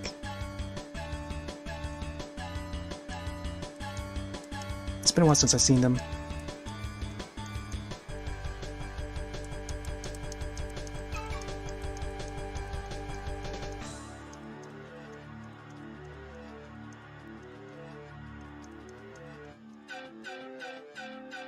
It's kind of like one of the animatrix shorts. Yeah, so Robot Carnival would be the anthology one. So in a way, yeah, you can kind of say that Robot Carnival is kind of like Animatrix before the Animatrix existed. Yeah, Animatrix was cool. They had like different animators. And they all would be based on the Matrix and stuff. So yeah, it's kind of like that. Or more so like Love, Death, and Robots. That's a Netflix series. Another animation anthology sort of thing. Where it involves like technology.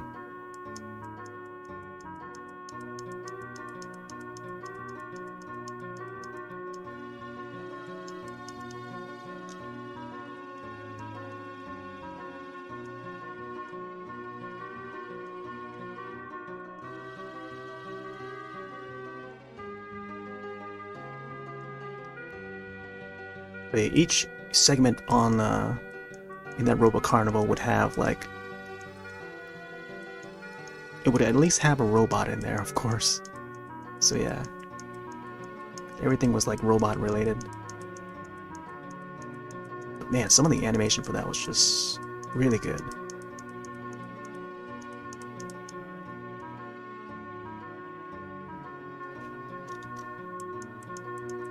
Oh yeah, Love, Death, and the Robots. Yeah, the latest season was pretty good. The last segment, Jibaro, I think it's called. Yeah, Jibaro. Jibaro. Yeah, that segment was really good. The one with the dancing girl. She emerges from the water and stuff. And her body's like covered with jewels and gold. And the knights are trying to find her, but then she accidentally falls in love with the one of the knights and stuff. Until she learns that he betrays her. It's nice, like a very different, unique, with performing arts in there. It's pretty neat. Even though there's like no dialogue, I don't think there's any dialogues at all.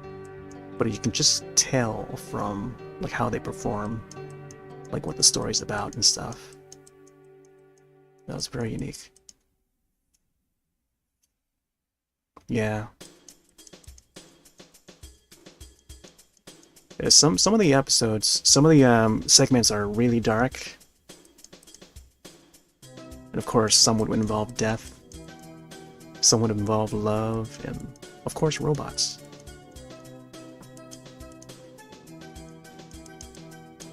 But it's neat that they continue. They would have that one studio that would have like an episode for each season, and they would all connect each episode.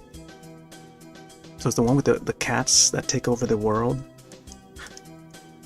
That one's hilarious. Cats and robots are the future.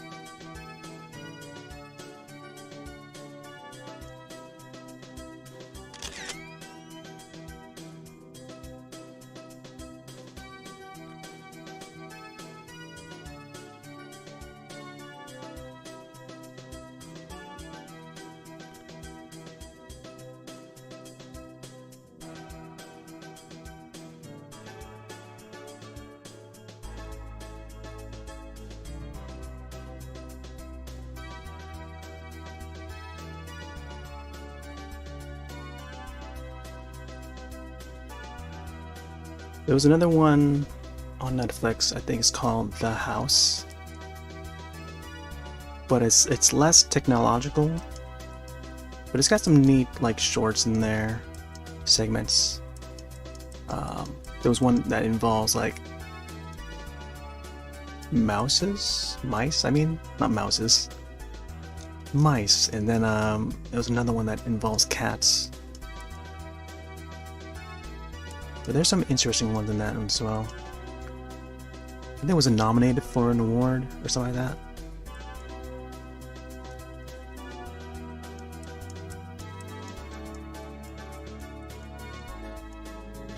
Like the one Futurama episode? Yeah, probably. Oh yeah, that's right.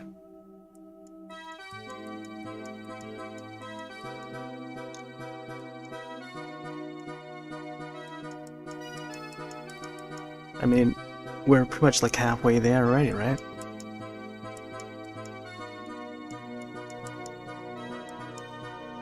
I mean, the cats have already taken over the internet, so that's at least one world. The cyber world.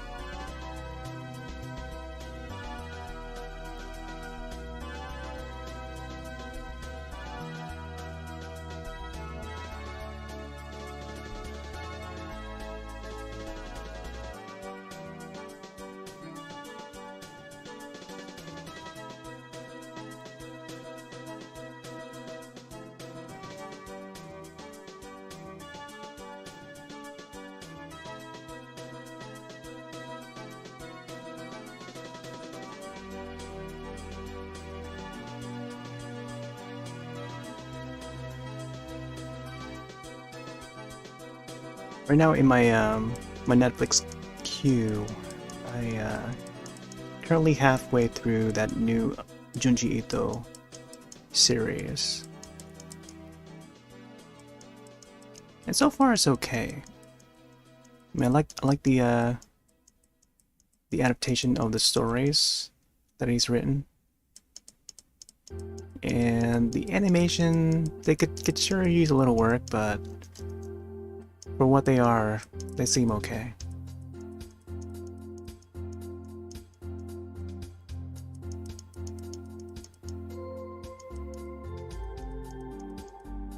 But because I'm only like halfway through.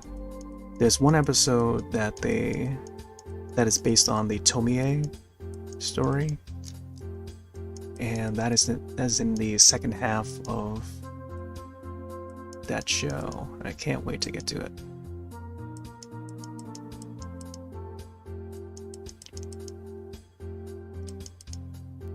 Yeah, so far it's pretty similar to the old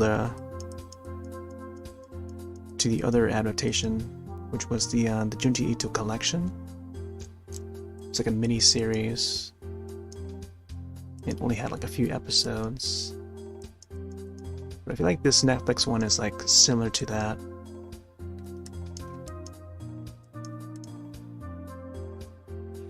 You think Kazma will become our leaders in the living world?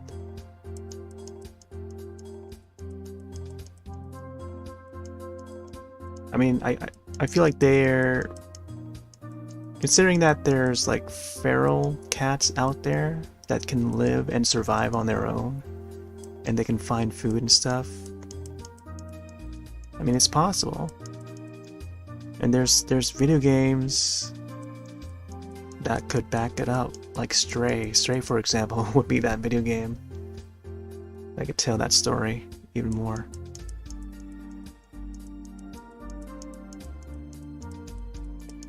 Yeah, Stray was that game where you can play as a cat. I think it's won like at least one award during the Game Awards.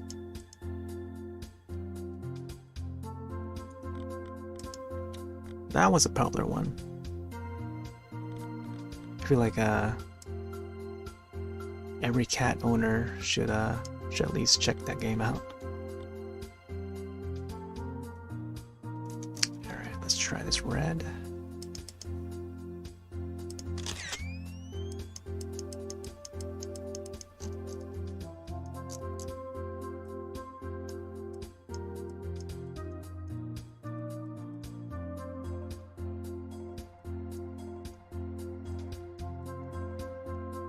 I'm looking to revisit some of the older Junji Ito adaptations. I've got Uzumaki in a queue. Wait, actually no, I watched it last week. Yeah, I watched that one last weekend. I forgot about that.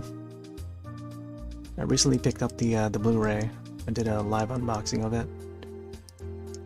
Something I watched way back in the early 2000s, and only now it's finally made its way to Blu-ray for the first time. So it's thanks to Discotech that licensed it and put it on Blu-ray for the first time, remastered in HD.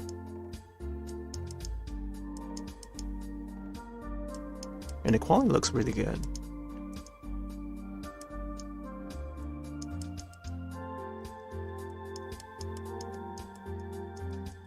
Got to check out some of the extras on the Blu-ray. They have like a little making of.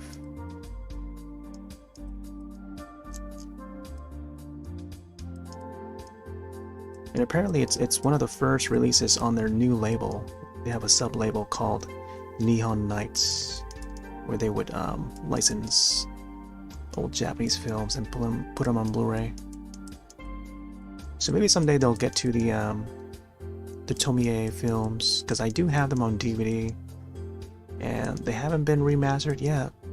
So hopefully they could pick that up, and maybe I'll be able to upgrade my current copies. I'll still keep my current set though. There's like 5 different films in the DVD set that I have. which I bought way back in 2006. But yeah, 5 of the films are on there. One of which was directed by Takashi Shimizu, known for the Ju-on series.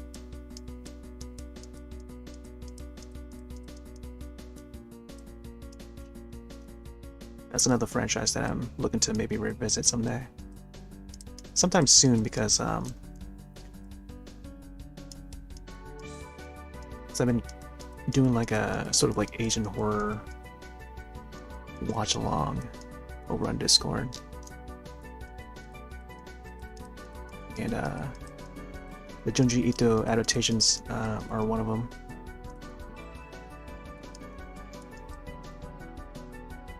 TNT Rabbit character just came up. Oh, really? Oh, you mean on the slideshow? Yeah, the slideshow. I think I have it on there, yeah. Yeah, the Teenage Mutant Ninja Turtles one. So that's a Usagi drawing that I did last year, I think. Which they have a new animated series on Netflix. I don't know if you've seen it.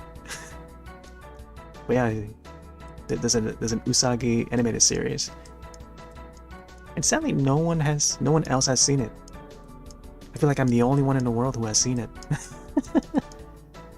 Like I'm the only one who continues to talk about it, or even did any fan art of it. So like that character.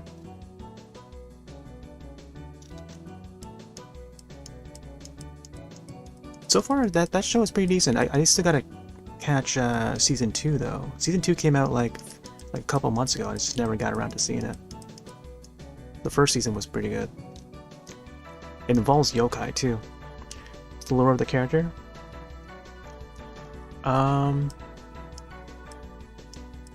So the drawing is. So the new series, the Netflix series, is a descendant. Usagi is the descendant of Yojimbo. Yojimbo would be the original Usagi that Stan Sakai created. Stan Sakai is the artist. He's the creator. Just as how Kevin Eastman and Peter Laird is the creators of the Ninja Turtles. But just like a lone samurai that would travel, and then he would meet up with other anthropomorphic characters along the way, and I mean he would fight them, but then like they later become friends because of the respect that he gains from fighting them. And when they see that he's a well-trained warrior, they like 3 or 4 of them they would fight and travel together. Yeah. But yeah, it's just what adventures of Yojimbo. If you read any of the comics, the original comics from Stan Sakai, it's kind of like inspired by Lone Wolf and Cub. I don't know if you're familiar with that series. Lone Wolf and Cub is an old IP. It's been turned into like live action movies, black and white, currently on Criterion Collection. But they're old stories, samurai stories, and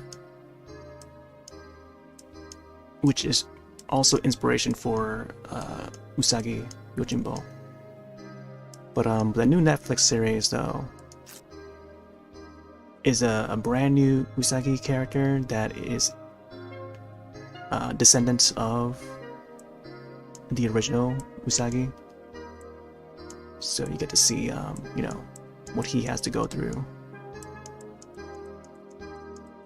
And there'll be a lot of yokai and stuff that he has to fight, which is pretty cool. It does hinges on like Japanese mythology.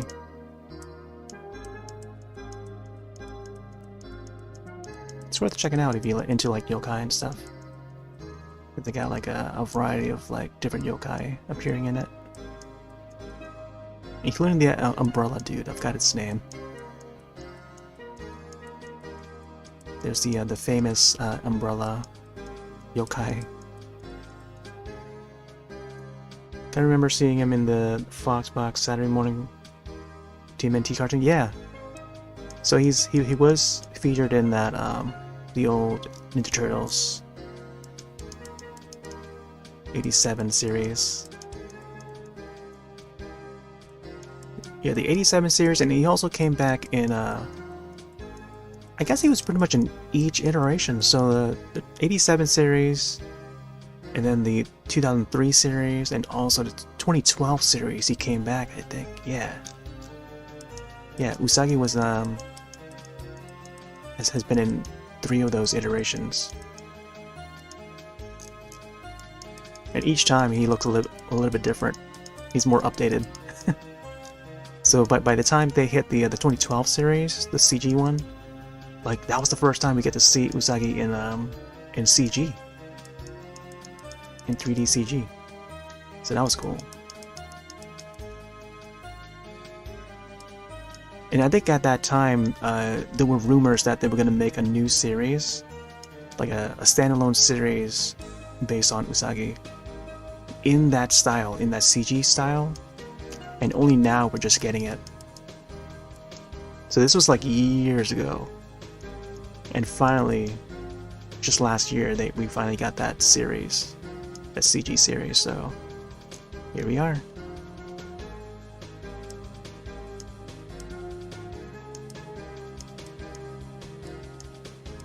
So far, only 2 seasons, and I don't know. I feel like it needs more people watching it so we can get a 3rd season. And you know how Netflix is nowadays; they would cancel shows that don't really get watched all that much. You know, that's why they canceled Archive 81, one of my favorite shows of yesteryear. That's more of a horror, like a horror thriller mystery show though. More spooky. But man, too bad that one only had like 1 season. I really like that one.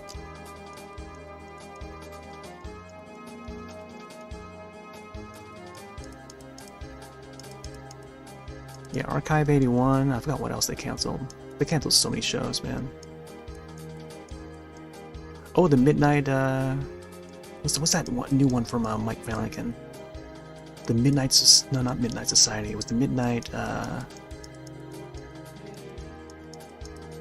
forgot what it's called now. The Midnight Club. Yeah, there was one. Midnight Club. Canceled after 1 season. See, man? Good things don't last.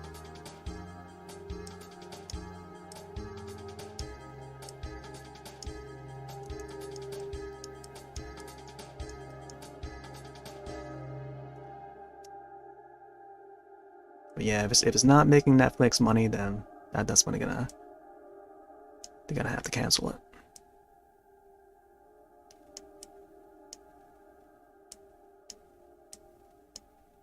Although Squid Game Season 2 on the way.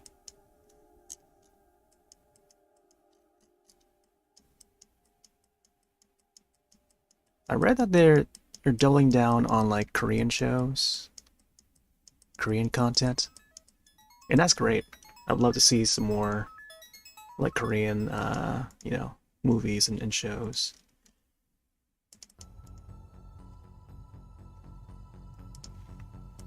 And there's some in particular that I'm waiting to watch.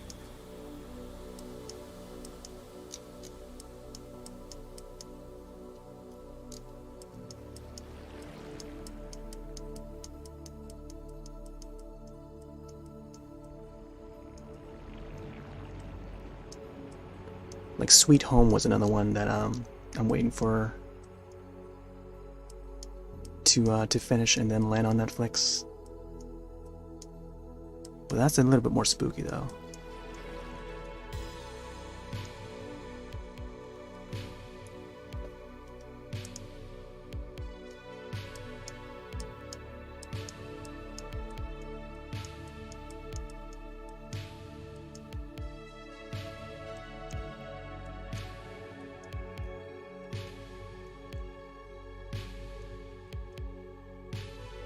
There's this one in my queue, my Netflix queue, that's called Jung-E, which is more futuristic. But it seems like it's like a sci-fi thriller, so curious to see what that one is about. I've only seen the trailer so far. So hopefully I'll have time to watch it this weekend.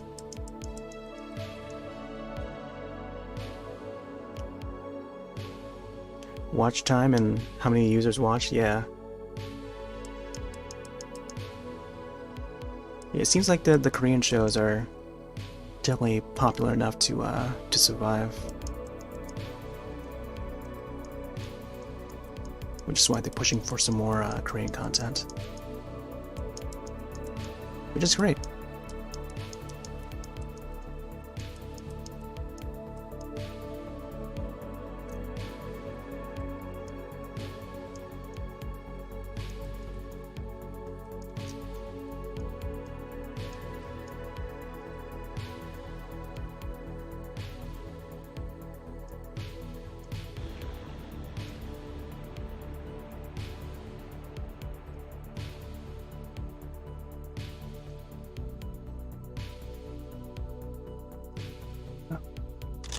Let's not forget to save.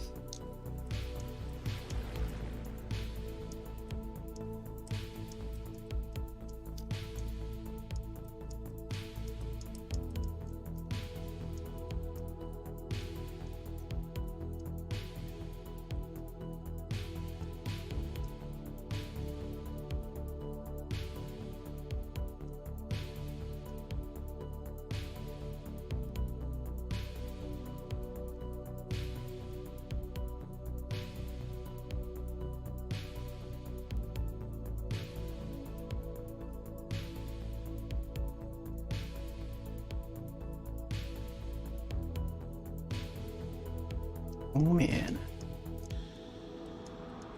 This one's coming up pretty well.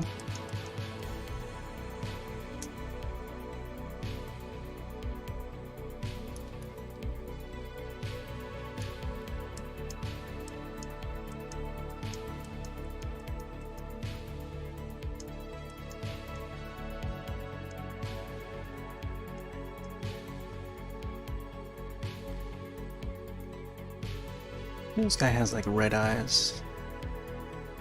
He's got to color the inside of the eyes.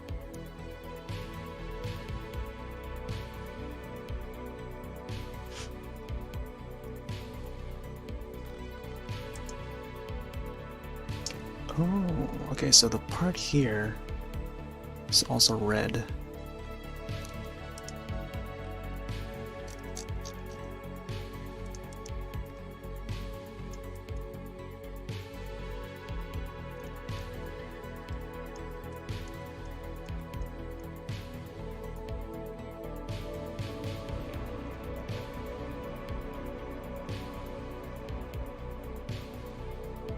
Yeah, I just remember the Ninja Turtles movie, the more recent one, landed on Netflix. That one was pretty good. I feel like not many people saw it because of the Rise animation. So it's pretty much the Rise of the Ninja Turtles, but it's the movie version of it.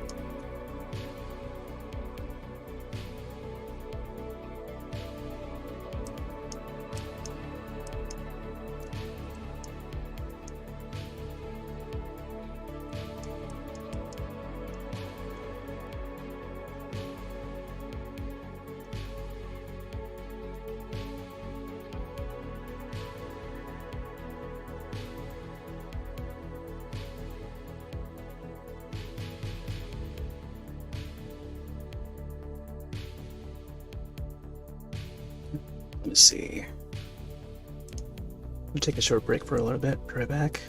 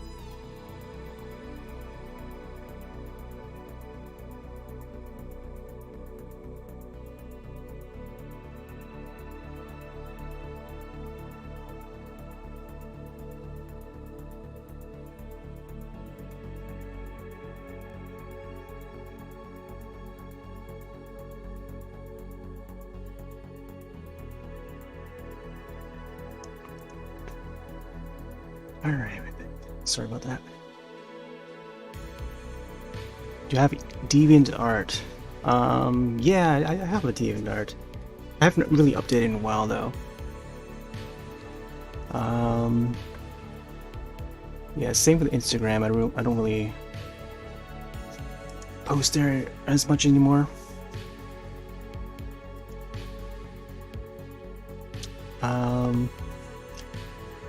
I do have a TikTok though. I've been posting more drawings on there, but it's pretty much the same that you would see on YouTube. So yeah, I don't know. I don't know which place would be the best place to find them, but all maybe not all, but like some of the past drawings are posted on DeviantArt. You can still find it.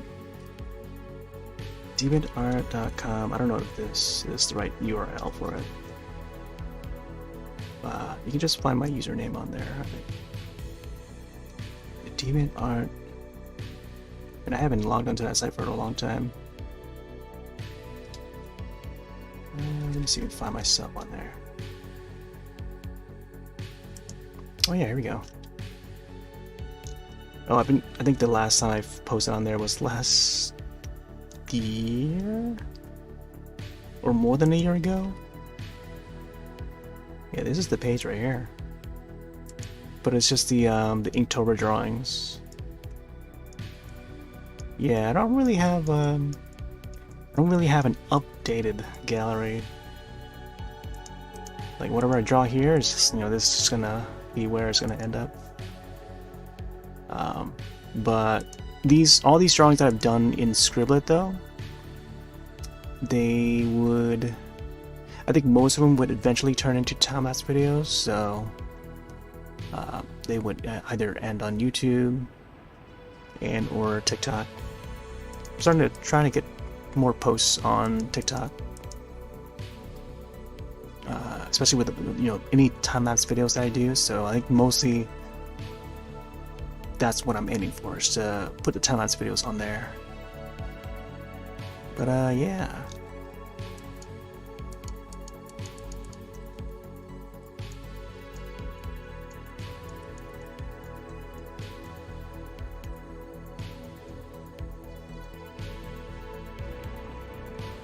There's also an art station. Even that, I don't really update as much anymore. Because I think the DeviantArt and the art stations, they were more for Inktober stuff. Like any Inktober drawings that I did in the past, those are the places where I would upload them to. And then along with Twitter, like Twitter would be the other place. Yep, and that's it.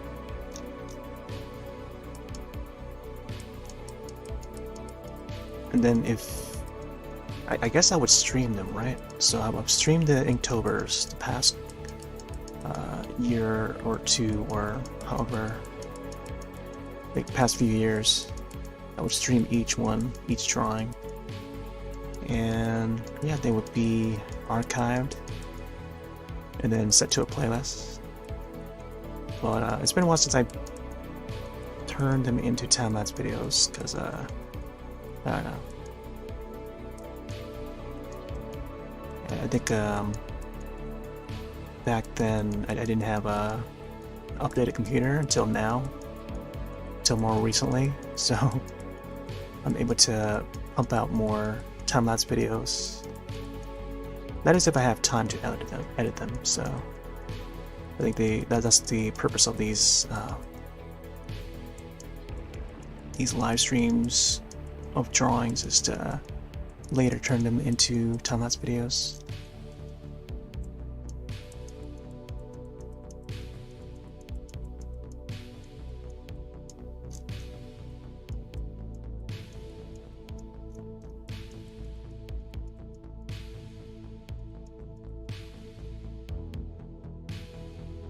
Yeah, I try to be on like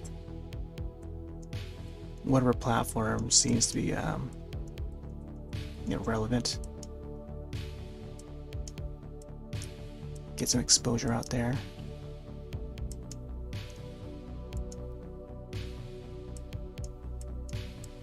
But now I feel like there's like so many alternatives to TikTok. Like even YouTube is doing like YouTube Shorts now, so maybe I should do some YouTube Shorts as well. I don't know.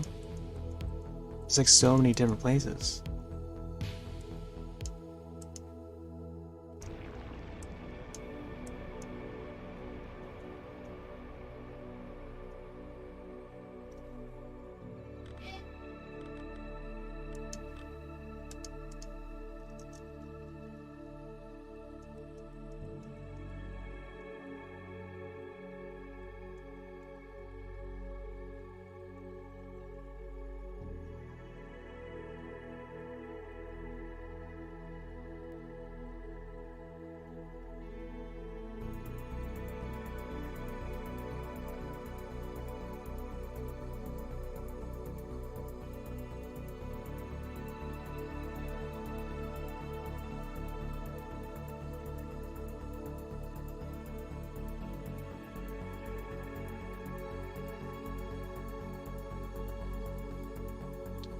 Heard of Likey? Nah, never heard of it. What is it? Is it another like TikTok clone?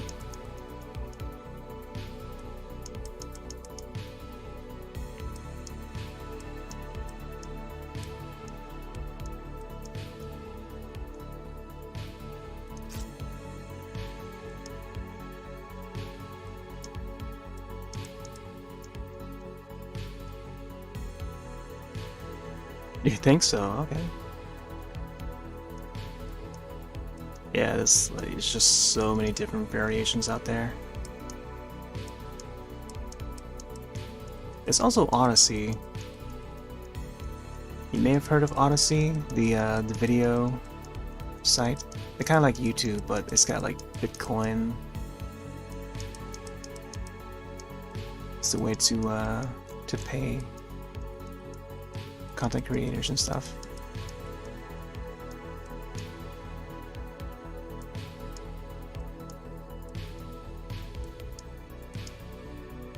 But yeah, there's a way to stream on that, I know that there is a way to do so, but I don't think I've got the channel to meet the requirements to do that yet.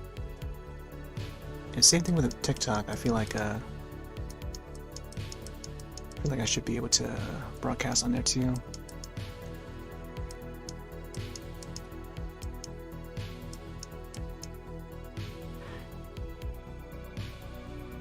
Just seen it from a random Reddit post. Oh.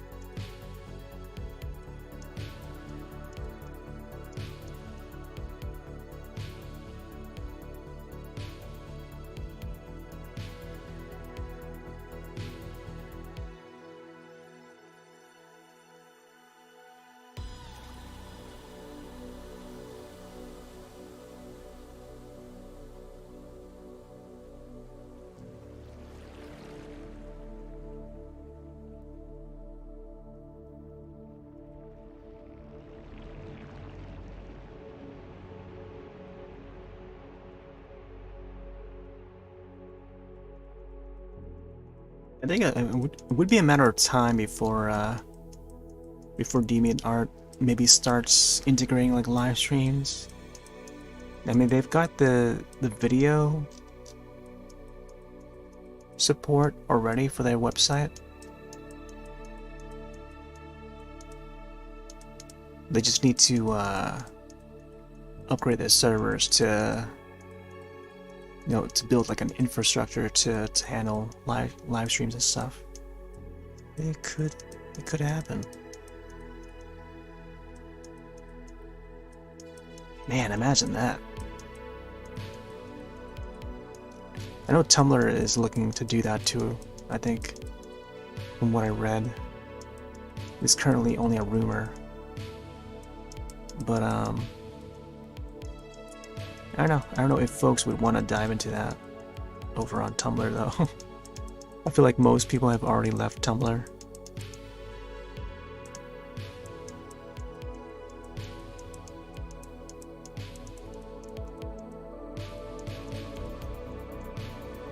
I still see a couple people that follow posts on there, but not as much anymore.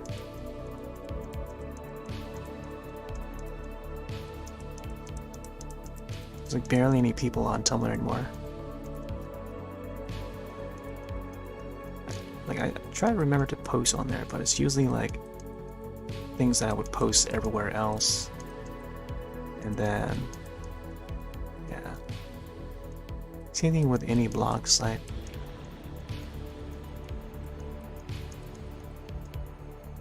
It's like foreign countries, TikTok. Oh, okay. Yeah, that's probably what it is. There's like different apps for like different regions. I know VK is like pretty much Russians' Facebook.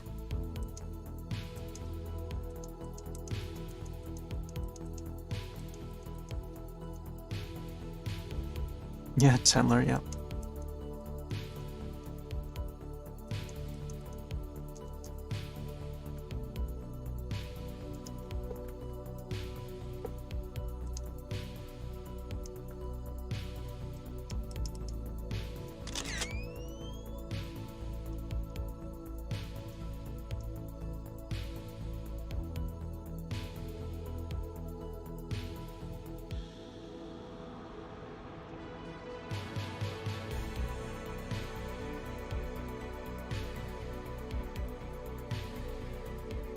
Yeah, so like now knowing that, like I don't know, you kind of have to have the time to post anywhere at all. So it's whatever you think,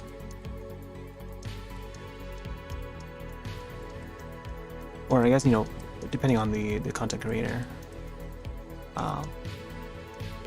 you could decide to post wherever that would have the most reach for them. Then it's also like places like Patreon where it's like more private and like members only sort of a format. So only the members would be able to see it. I know.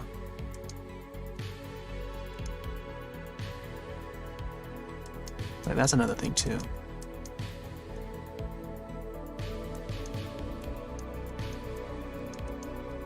I think they especially hurt themselves when they decide to take down all the NSFW stuff. Yep. Pretty much.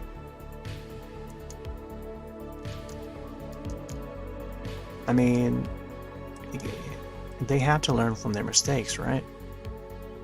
So now they're trying to rebuild that audience again, their user base.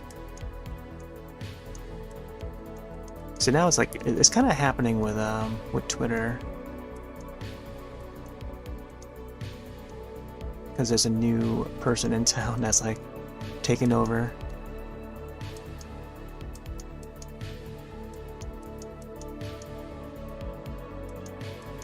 And not everyone would agree with their views.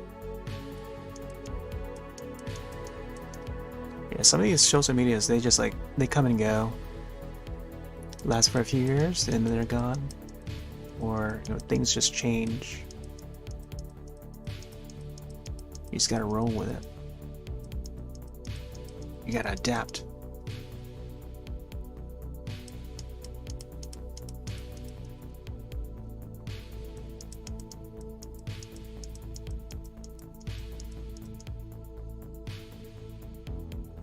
Okay.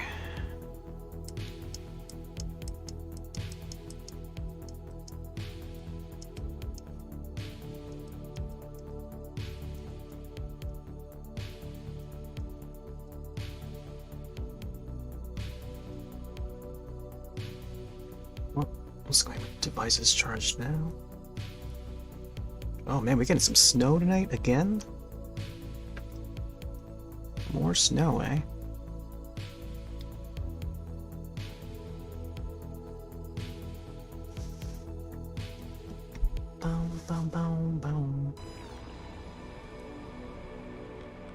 Alright, I think this belt is also gold. Oh, I almost pressed the clear button.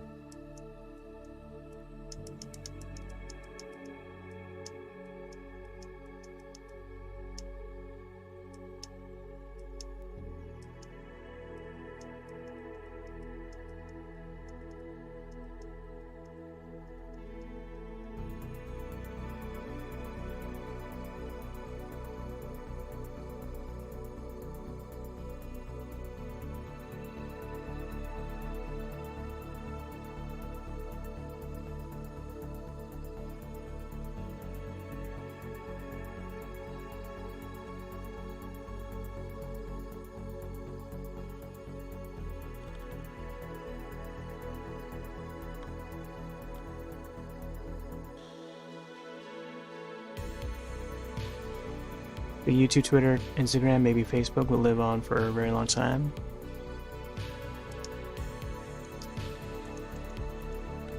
Yeah, man, with the right management, sure. I mean, MySpace is still around, but they're like kind of like no longer relevant because there's like other stuff that's out now. Remember when like just a couple months ago, like people were moving to like people were looking for like alternate places from Twitter. So like Hive would be one, and then Mastodon. I sometimes post on Mastodon, but it's not many people on there. Same thing with Hive. I feel like there's only like one person that I'm really following on there. Also, it's like unsecure.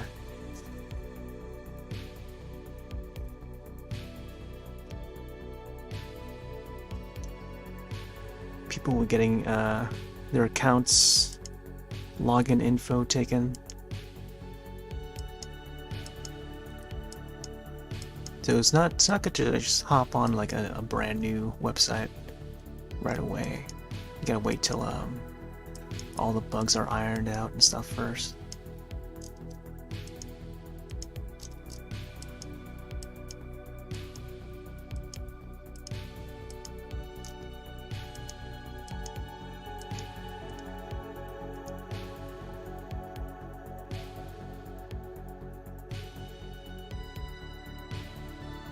Oh, the MySpace?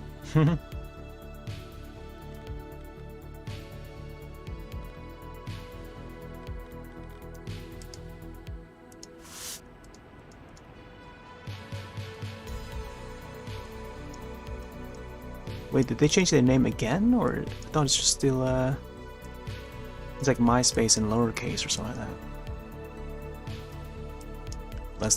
Unless they updated it again.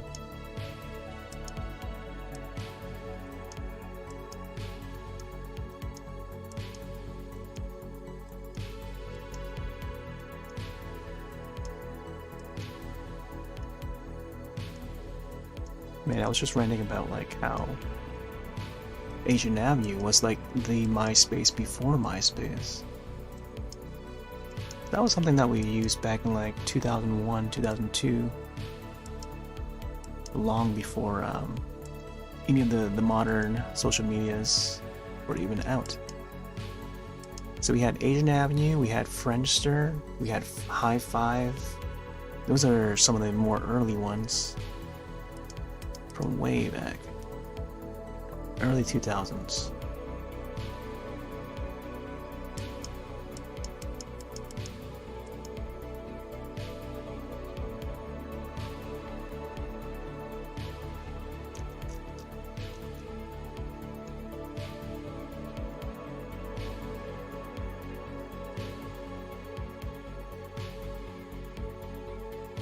Oh, really?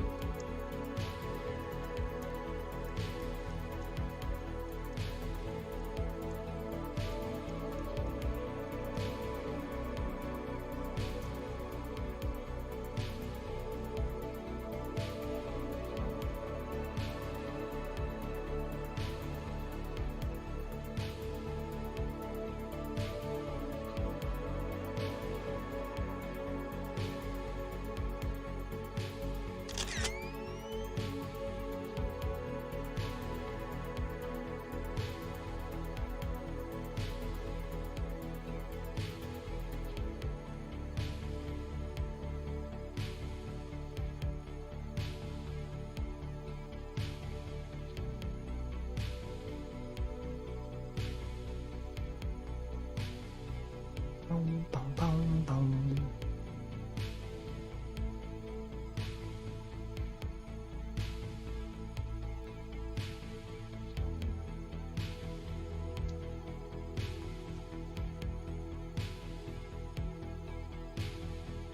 I feel like this finger should be a little bit lower or something, a little bit shorter.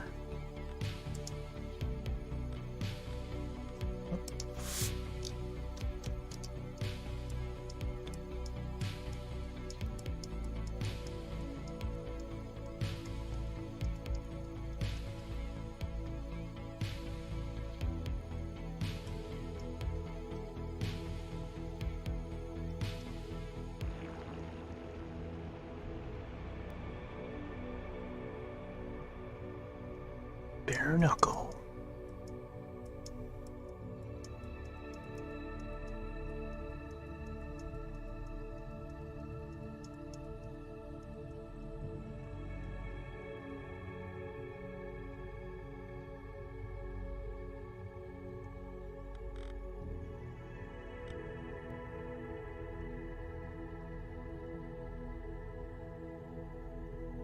Because his nose should be this color, I think. Like a dark brown color.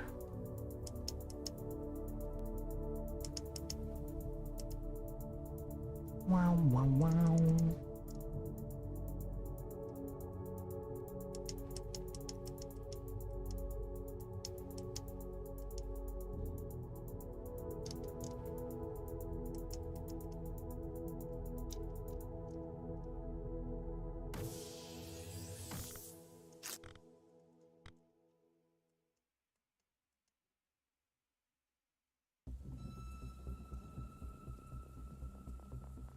His eyes should be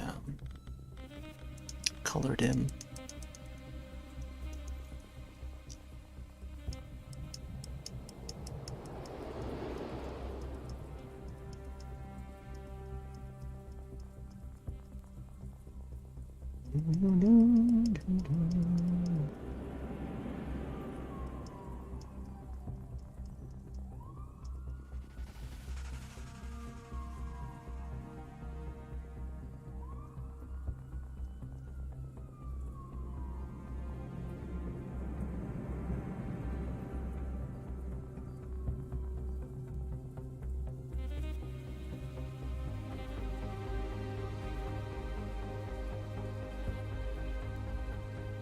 These squares should be like a light blue color, I think.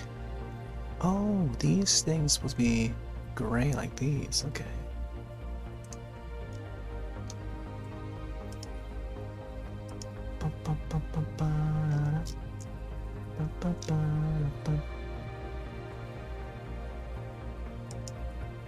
Man, there's a new game that's coming out from the same team that's done the Evil Within and Ghostwire Tokyo.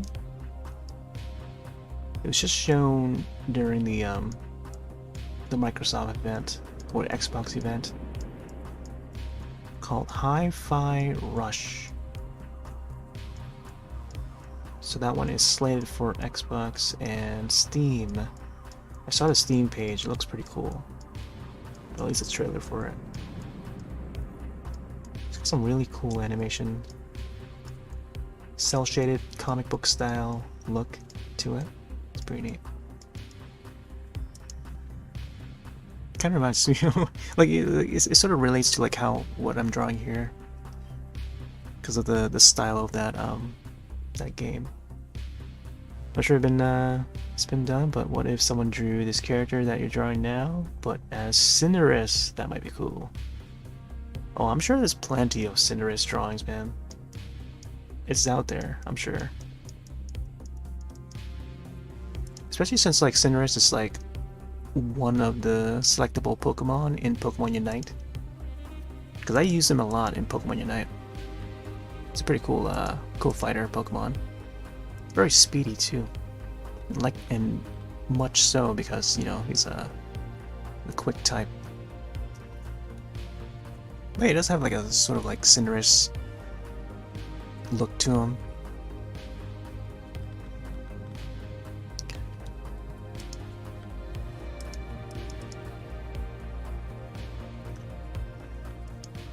Let's go for a gray here.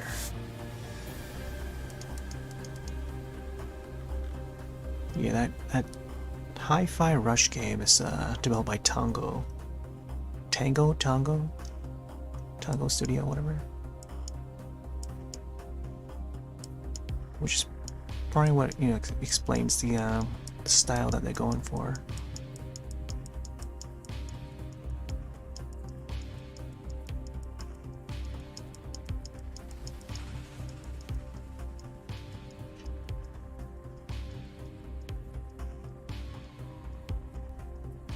There's so many of the the Pokemon that reminds me of something else.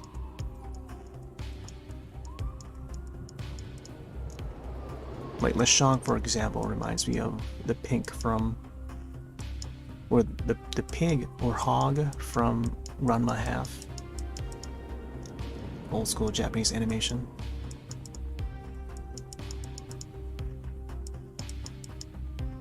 But sometimes, you know, when they design these Pokemon, they sort of gotta borrow inspiration from other things. Which is why,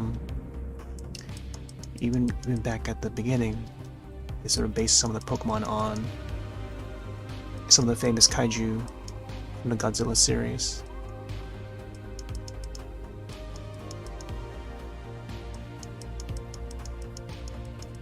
Like kaiju and then yokai, so it's like mythological. And then you have shows like Yokai Watch that would also be like basing some of the creature designs from yokai, like mythological yokai.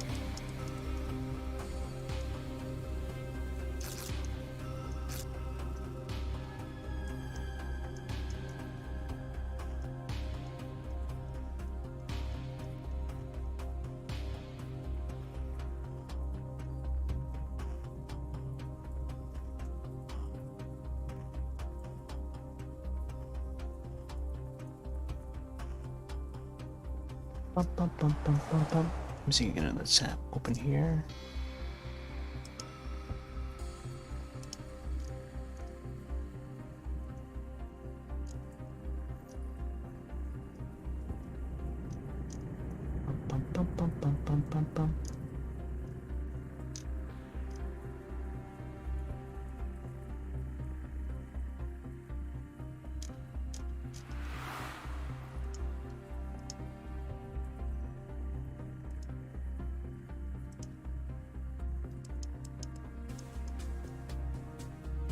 Man, I should probably start adding the shadows to this.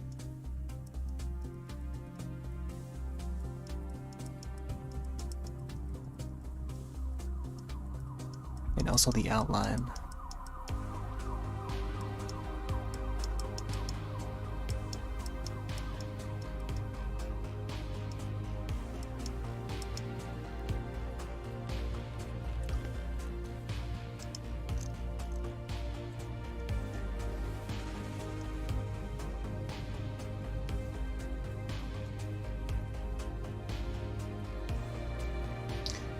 Then there used to be a live broadcast wrestling show where they would fight kaiju costumes. I don't think I've ever seen it.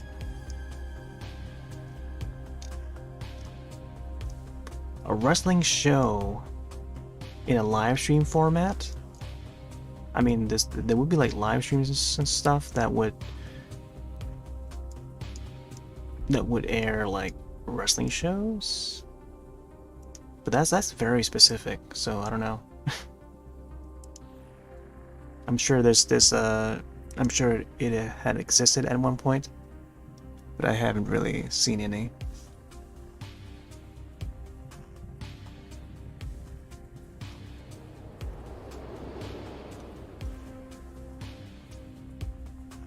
Which color is this? Okay, it's this gray one.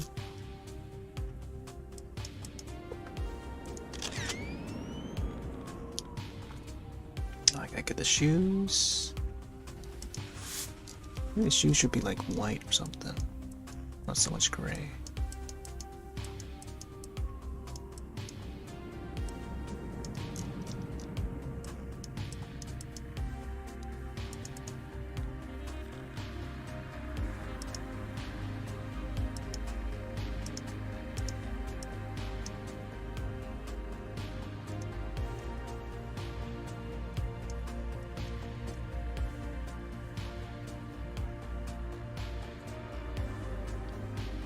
Live wrestling, but in giant monster costumes. Yeah, no, that. Like I'm sure there's something out there. I mean, if it hasn't existed yet, then I mean, it has to exist. And all it takes is just, one's imagination and just like putting two and two together and just make it happen. It's definitely out there. I just haven't seen it personally, so. I don't think it's hard to do, though. I mean, there's live streams for everything nowadays.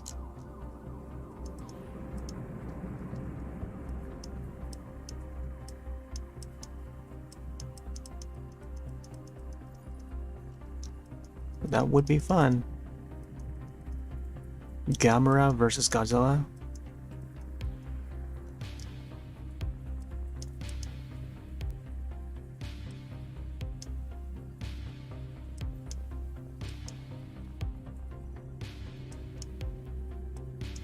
It's like the Field of Dreams.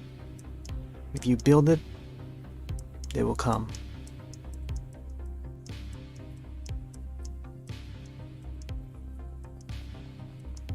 You gotta build that platform. Build that streaming service.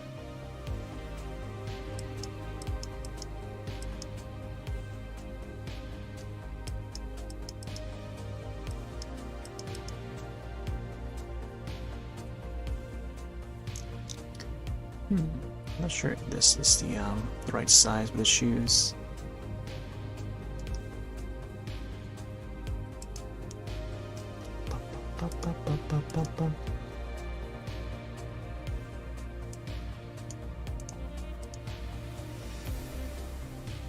Okay, it does have some tabs along the side, I think.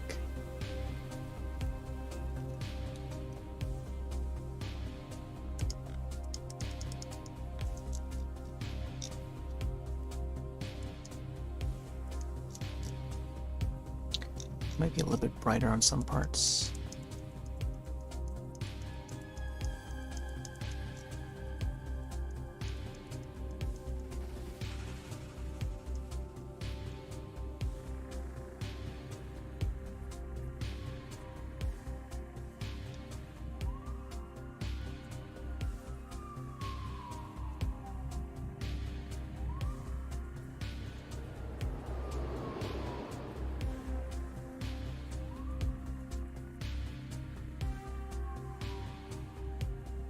Nonetheless, seen just like a weekly wrestling show, but the wrestlers were in full costume of different costumes because I vividly remember seeing that one on TV a few times.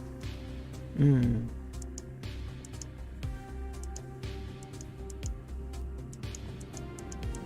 only thing to that degree that I have seen would be like a video game. So they would use like, I don't know, whatever WWE, the latest WWE video game, because there's like a yearly release for those games, and they would create custom wrestlers in that game, so they could make like crossover fightings. I don't know, random characters like, I don't know, the Green Ranger versus Pikachu, you know.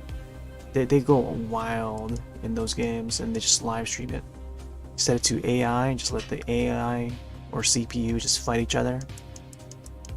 I've seen those right there. I've got the name of that channel though. But that's probably the closest thing to I've seen to that. But yeah, I get what you're saying, like, you know, live people in costumes just fighting tokusatsu style. I get it.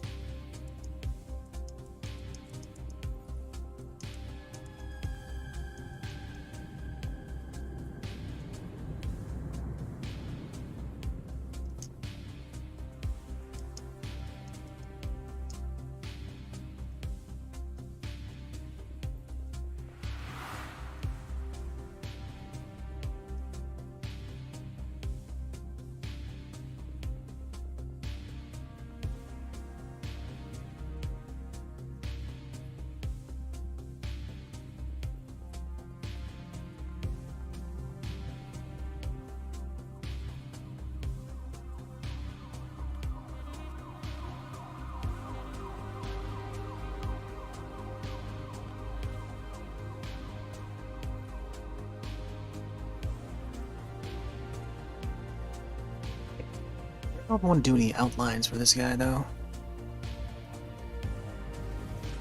Let's see if you can add some water. Let's get some dark water around him.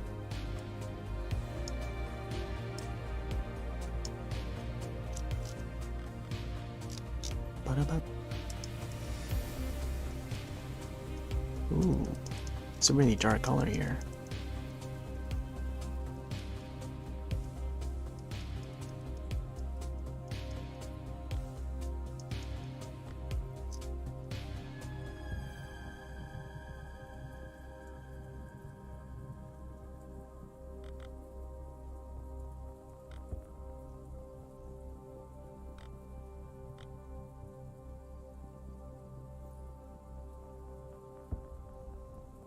Oh, here comes the mouse clicks. I don't know if it's audible through the microphone though. Oh, you found it? What's it called?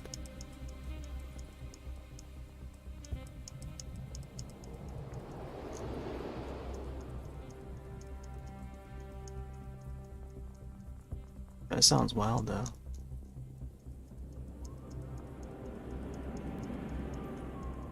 It sounds like something like the Japanese would do. They always have some wild shows over in Japan. Takashi's Castle, like that's like... I heard that they're doing a remake of that. With the original cast and stuff.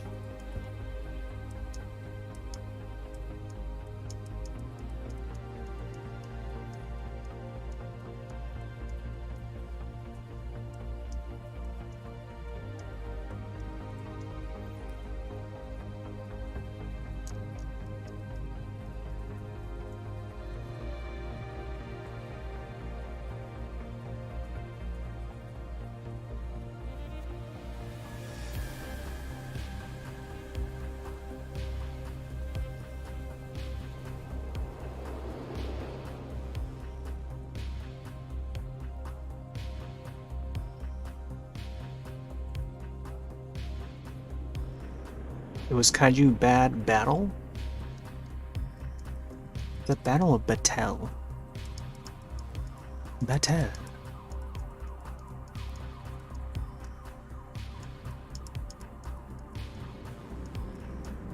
I mean, it sounds fun already.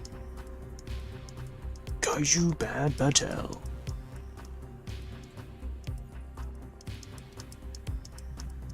On the next episode.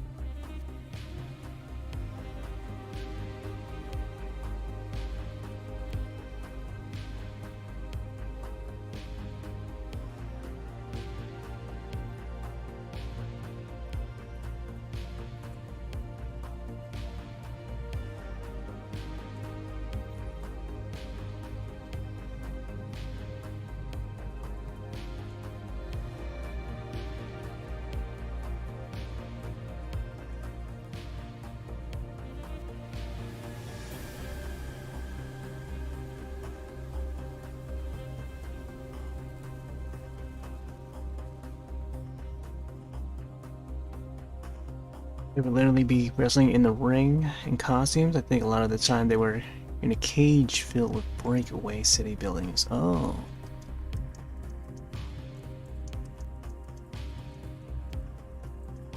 So that was something that they aired on TV? Or, oh, so it was, unless it was just only a live stream.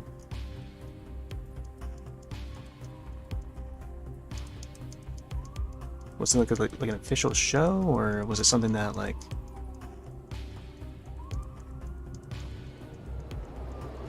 just a group of people that try to come up with something original?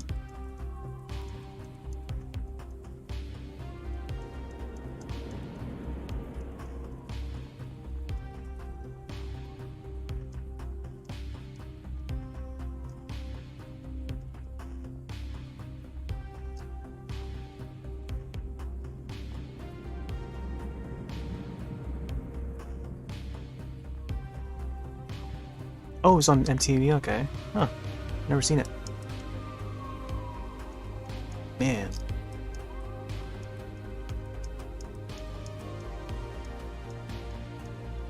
I feel like that would be something that would air on like Spike TV or something.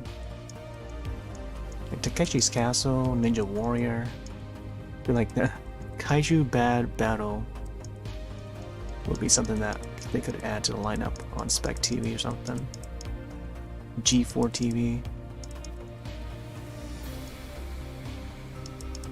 I used to watch like Ninja Warrior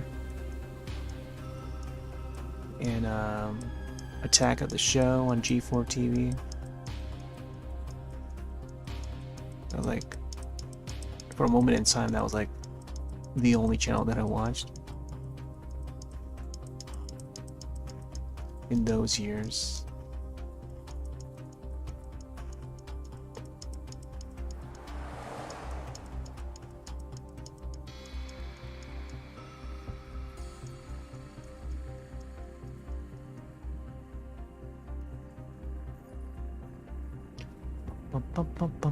It was also on G4? Okay. Yeah, I never caught it around the time when I watched. So I wonder if it's like something that came out a little after. Code Monkeys was another show that I used to watch on there. It used to air on that channel. Had a cool theme song too. Jonathan Colton wrote the theme song, if I remember. Same guy who did the Portal Still Alive song, which I saw in concert. Not really a concert, but it's like a he performed at PAX East 2010.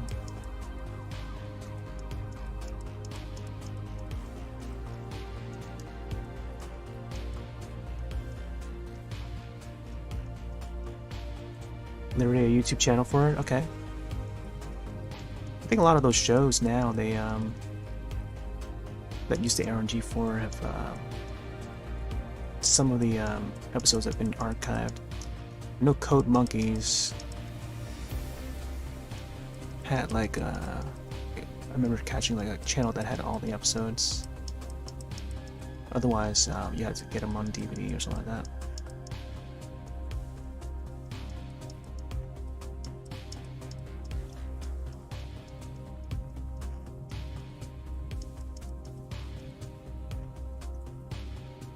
Is it really spelled like that with a EL instead of LE?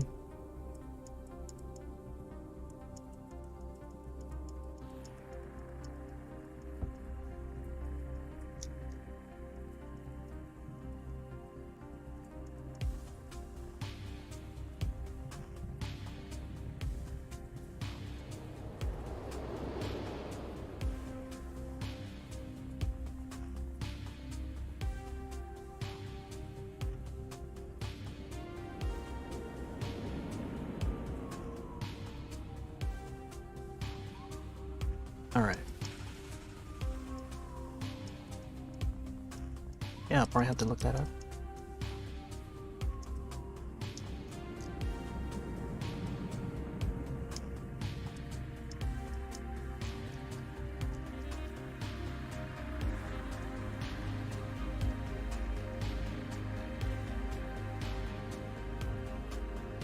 Yeah. Yeah, sometimes they do that to like stylize. It's like Battle Royale, but then like it's like a. So when I first heard that title, I was like, is it Royal or Royale? Or maybe it's like a fancy way to say it because there's like a. Maybe it's spelled in a different way in a different language, and maybe that's what they're referring to. Because a lot of the English vocabulary are borrowed from like other countries and stuff. It's like a mix of Latin, French, like like beau or beau. It's a French word, so it derived from like French. It was like maybe battle is like I don't know what languages it's from. Greece or something.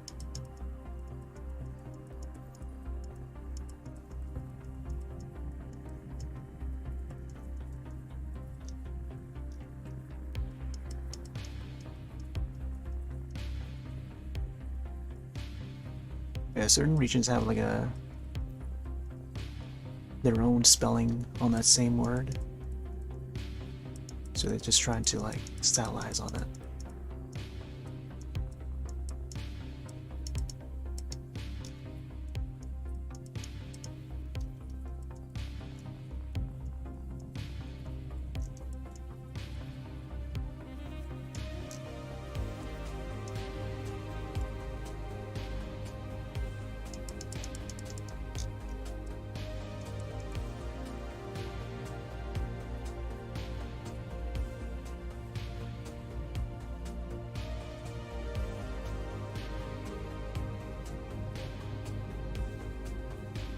Okay, we got some black water. Or some sort of black liquid. Sort of reminds me of the Pirates of Dark Water. Alright, let's see if we can get some shading in here.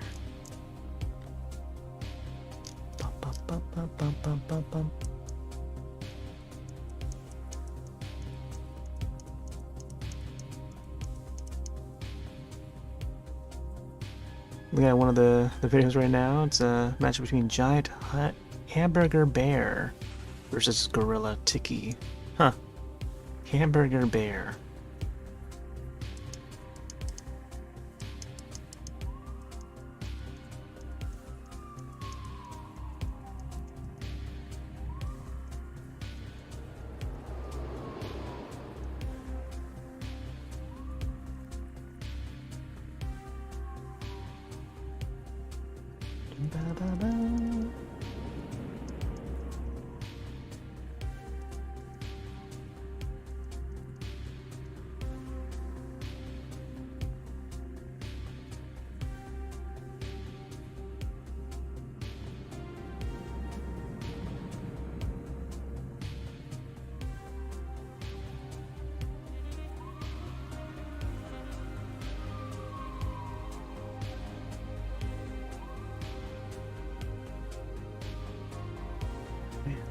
Gotta save it.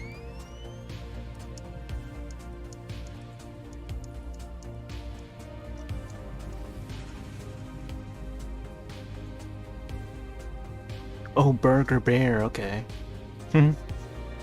Tikirilla. Sounds fun.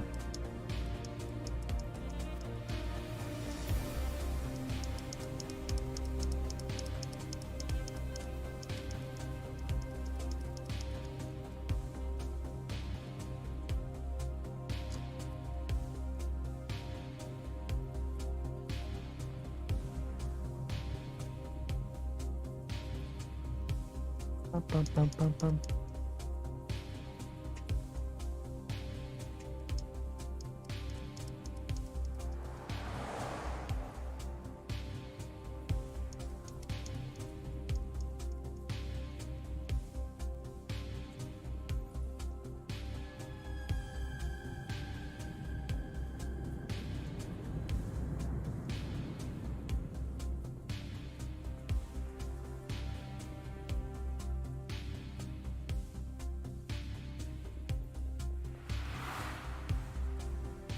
Wonder how the progress is on the next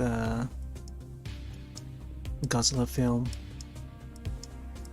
I know that Toho is going to be making that next one, and I think the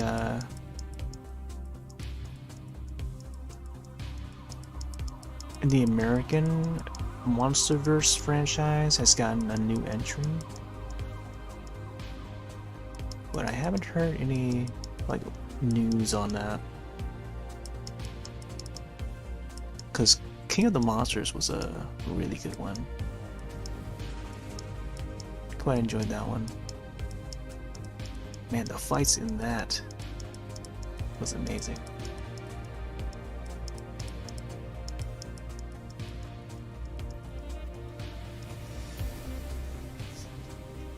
The guy in a box on his head? Okay.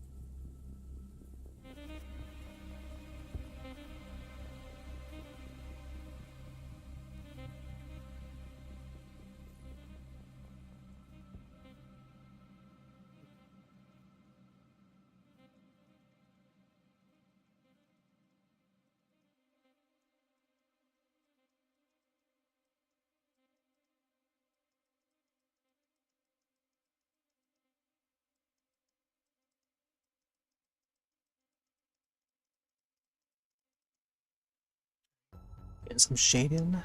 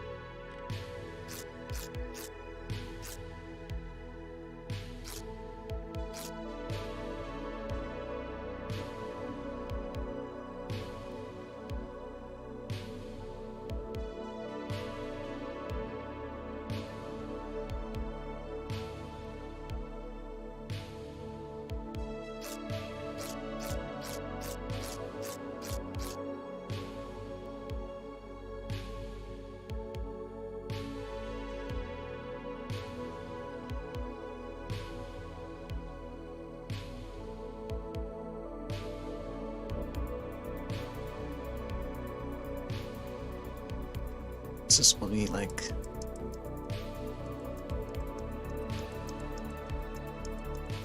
The cushion part of it. And these kind of remind me of the gloves that Ryu in Street Fighter would wear. Except these have like these little goggles attached to it for some reason.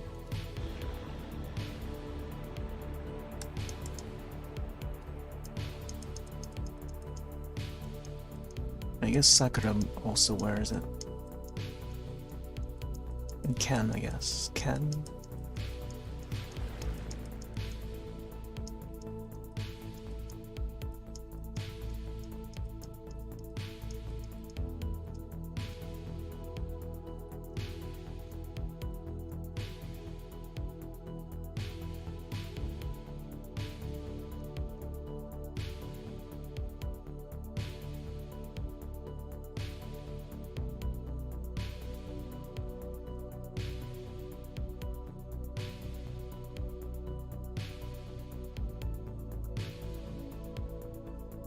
One, two, three, four. Let me see. 1, 2, 1, 2, 3, 4. Okay. Alright, maybe I gotta increase the size of these a little more.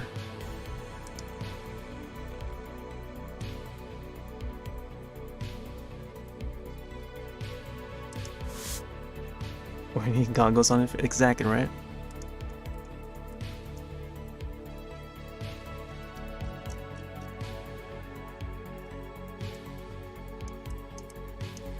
Yeah, I don't know what they are.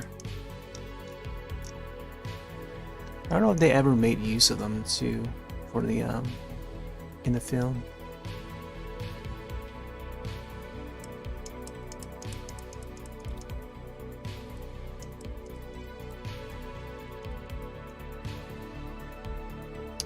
I could probably decrease this size here. This thing.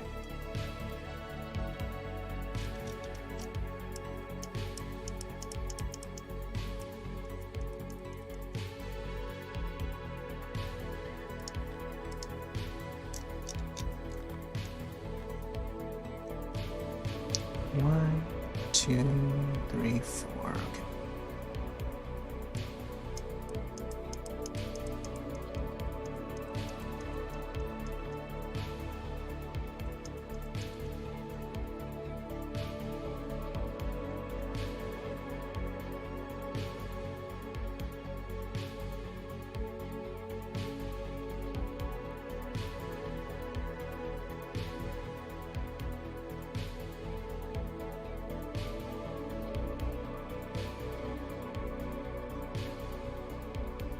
2, 3, 4. Okay.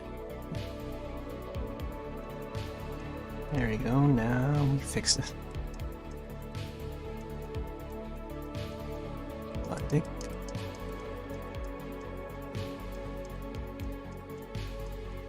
This jacket needs to get a little bit more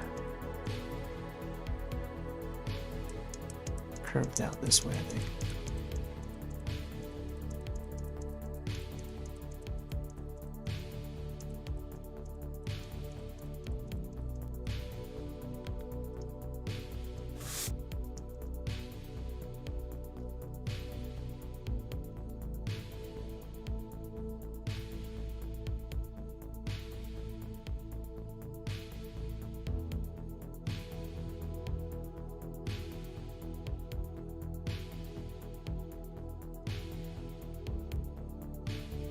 There we go, something like that.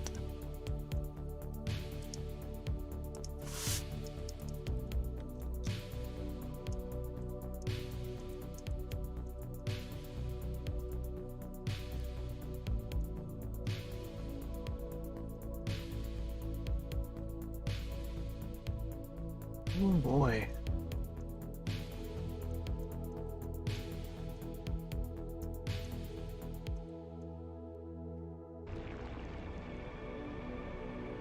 Let's see where we're at now. We're about 3.5 hours in. Okay, probably go for another, I don't know, half hour or something. We'll try to get the moon here colored a little more. I don't know, maybe add some strange shapes in the background or something. I mean, it is like a virtual world, so possibly add some like circuits or something. Still gotta fill in his eyes, and then I don't know if I want to add like an outline or anything, but we'll see.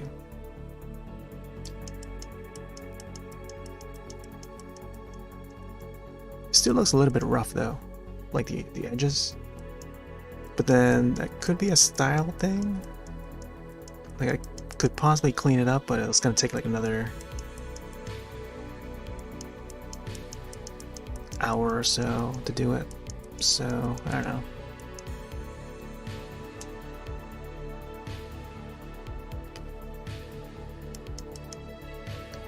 All right. Let's get some more shadows over here. Save.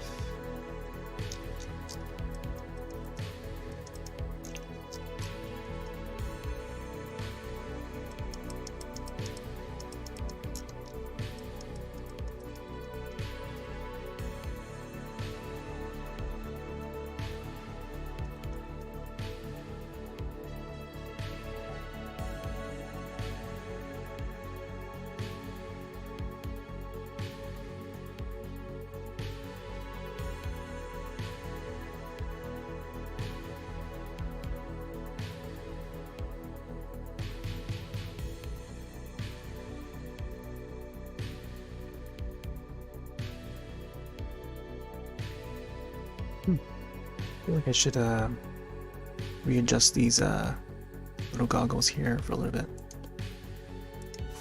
so that they look like they're at the right spot.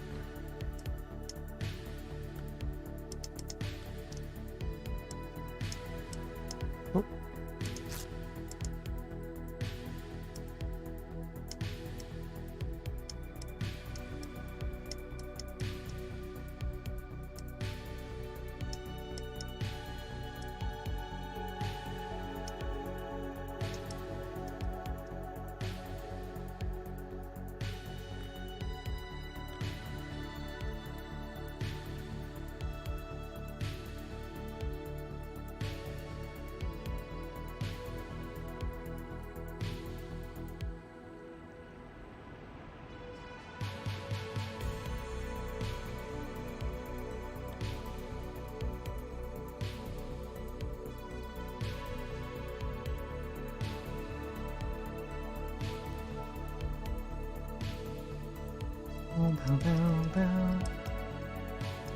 We should add some shading to these goggles too.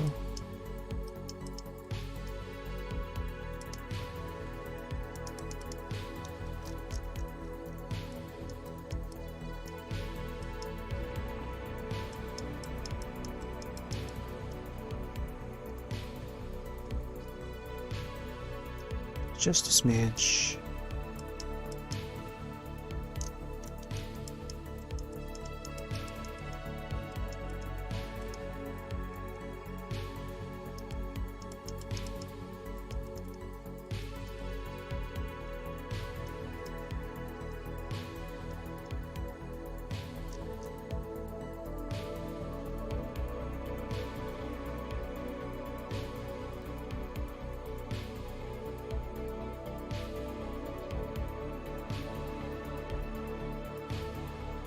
I feel like the outlines could use like,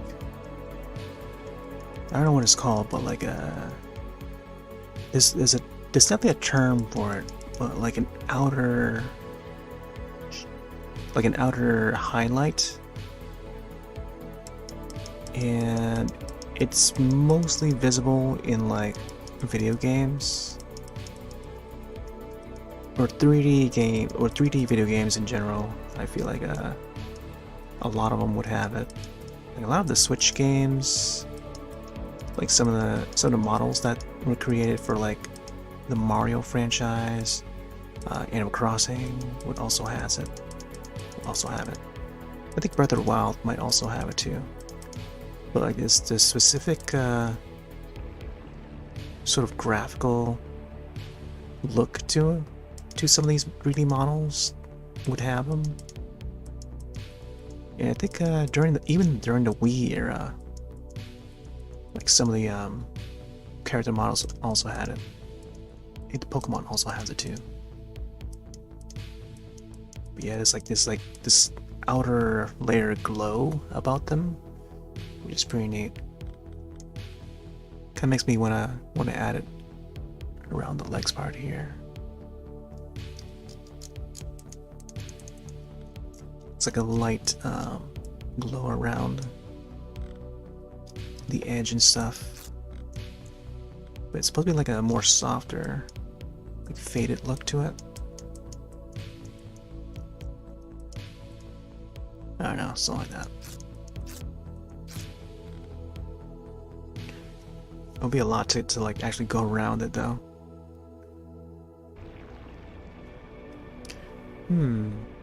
Not sure what else I should add.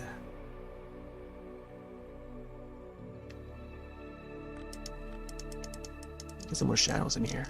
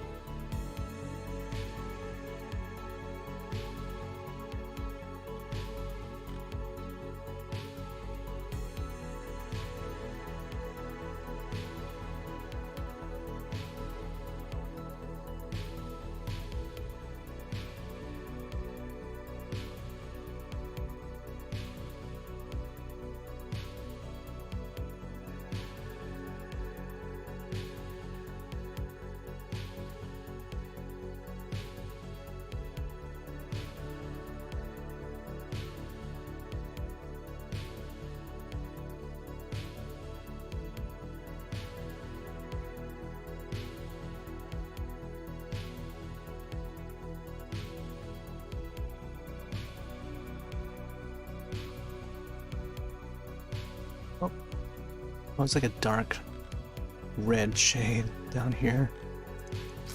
Let me undo that real quick.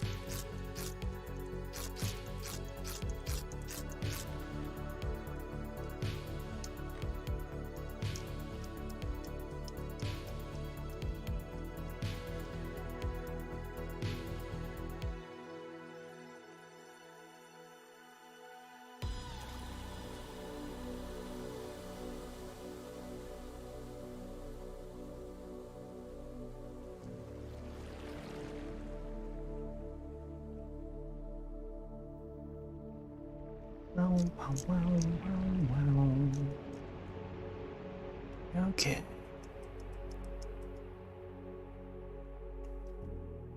Alright, I should probably add his eyes. Man, I still feel like I should probably do the outline. Here, let me get some get the fillings of these.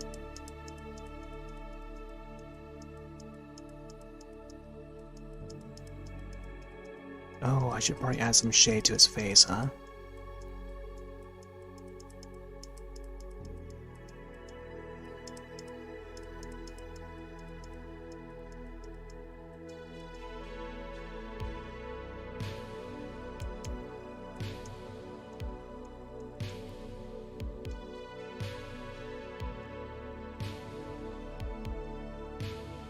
I don't know if I want to add like any text.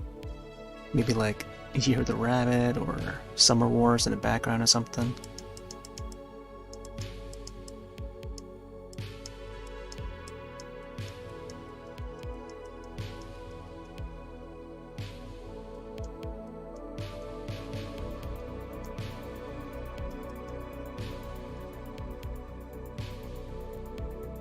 Let's get these filled.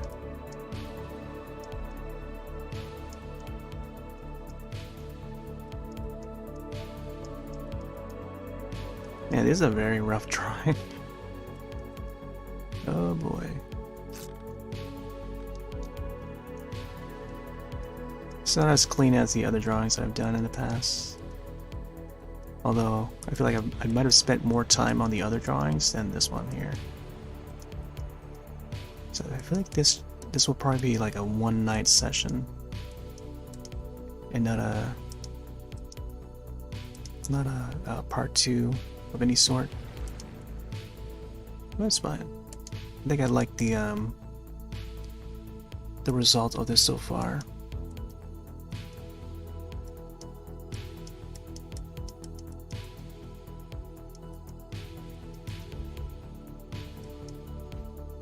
It's a simple image, just a character that you know, posing to ready for a fight, you know, readying up for a fight. Pretty much. Alright, let's get those eyes in.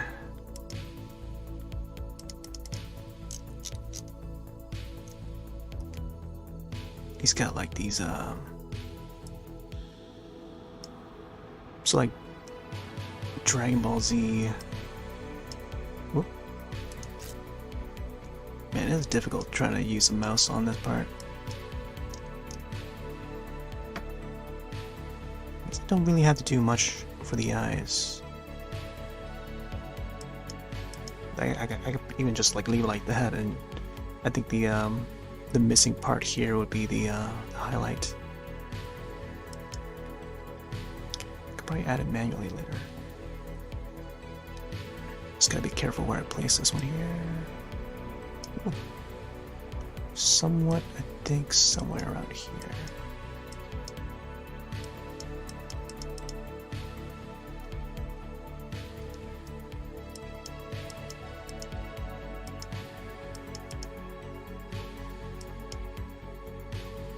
Oh man.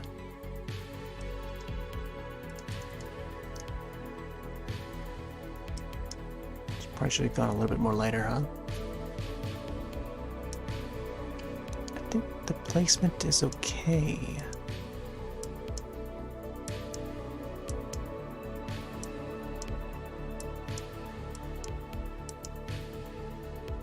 Oh man. Pretty tricky. Get tricky. Trick cereal.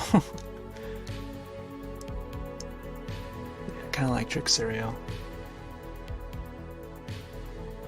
Alright, no. Let's see that first before we continue with this rest of the eye here. So I think we have to do the border.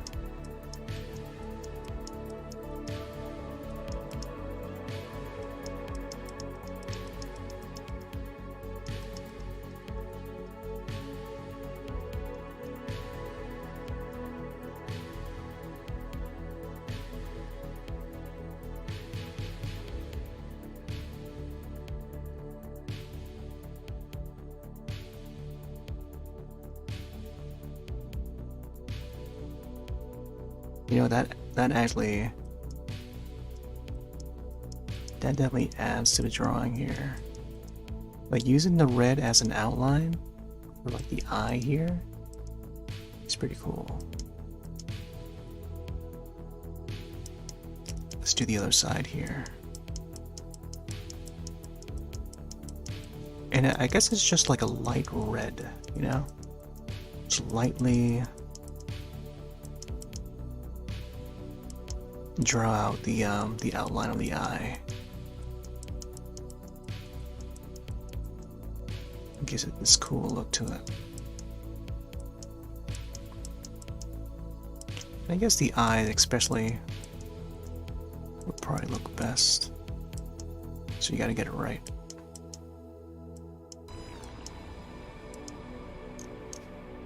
Oh man. There you go. Kazma.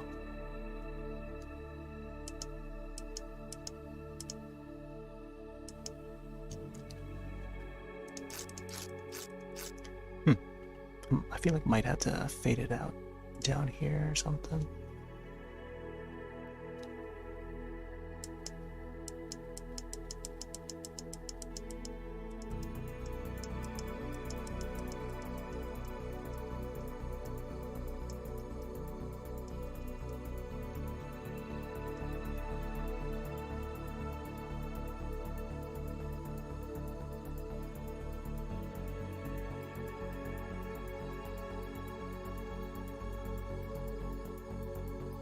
You know, if I want to be like true to how he looks in the film, I would have to like outline the rest of his body with this with the red, I think.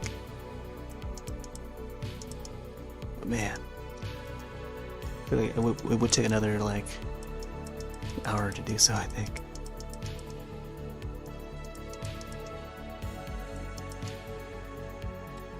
Alright, maybe I can add some more dark parts to the eyes here.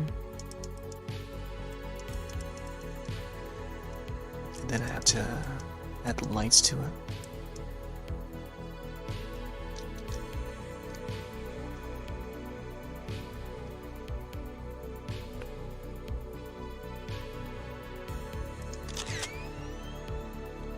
Yeah, let's get some more darks, reds in there.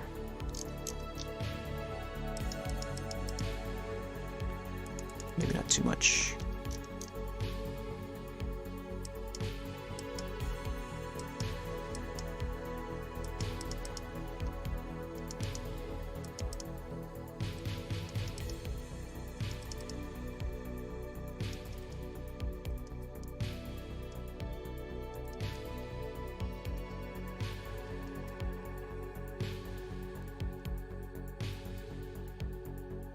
Something like that.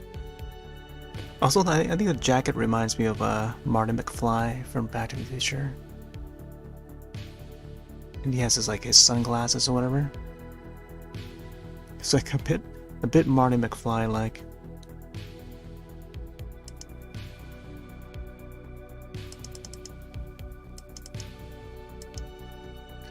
All right, let's get that eye.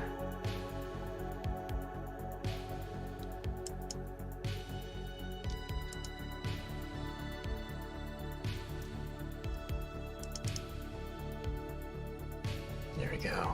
Get that sparkle. Yeah, something like that. Well, I should maybe shade in the eye a little bit more. Just a little tiny bit.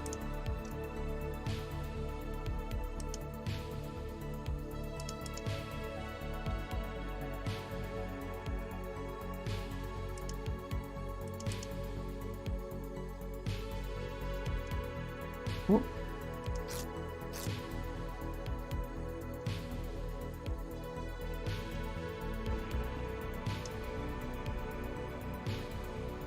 Okay.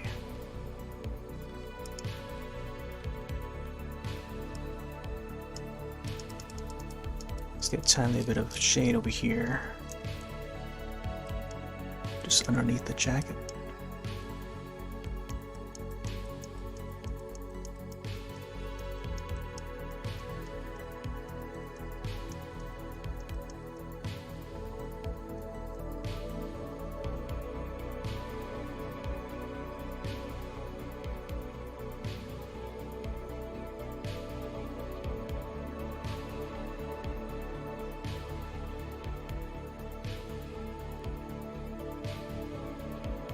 I feel like the belt needs to be a little bit shinier, so you can get the seem to look more shiny.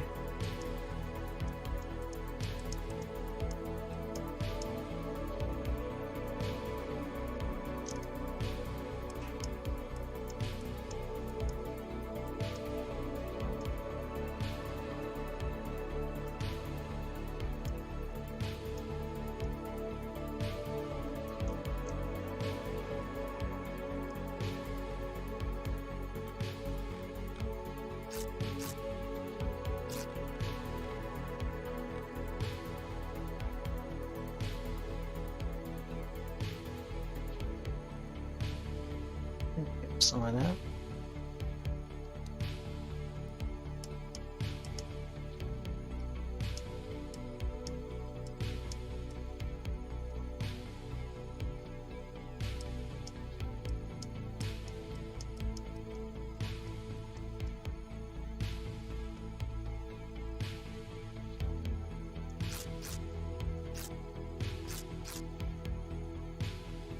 Ding, ding, ding, ding.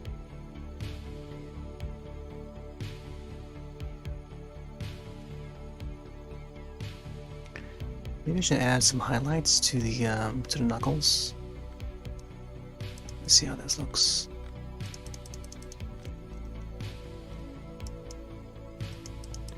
Just a tiny bit more.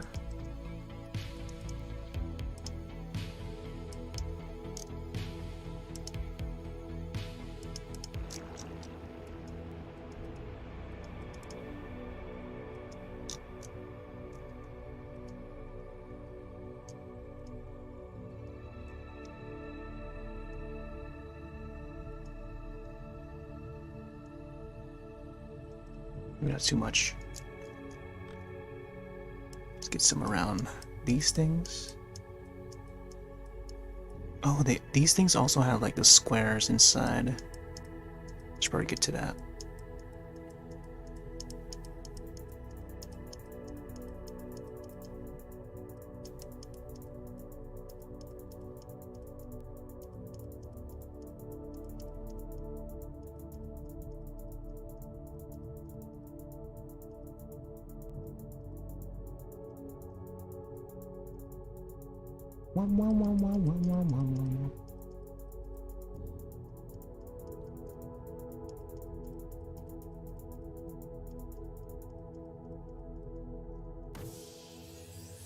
Get some shine on there.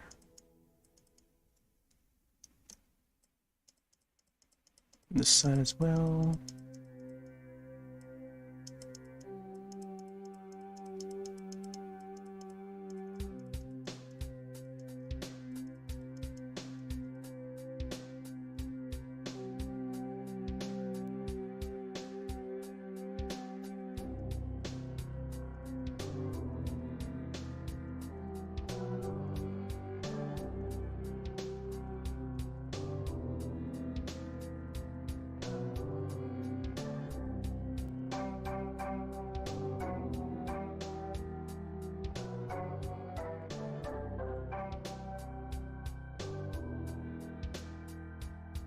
Yeah, I think this top part here should be blue. I think it's more so like this color, but maybe a little lighter. It's like a grayish blue color. There we go.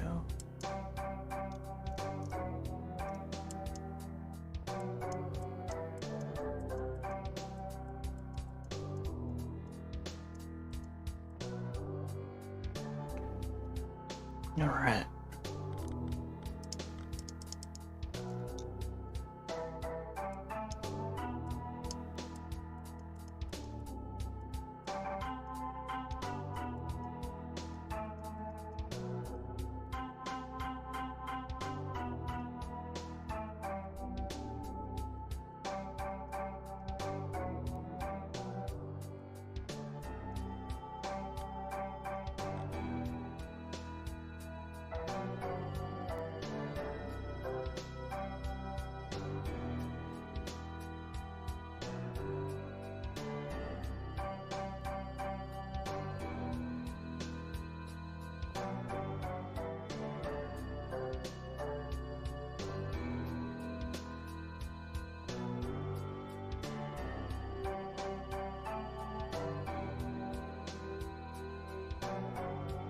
There we go. Getting close. I think we might be able to finish this in like within the next 10 minutes or so. Getting there.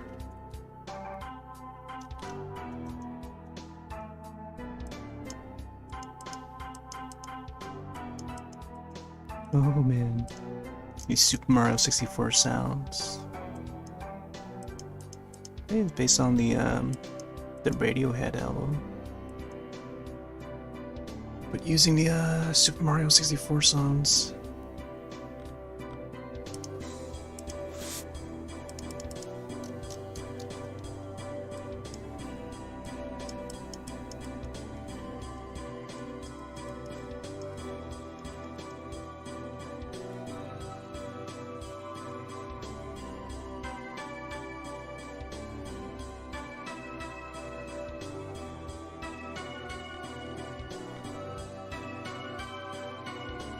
I think this blue... This moon should be a little bit more blue, I think. Not too blue, though.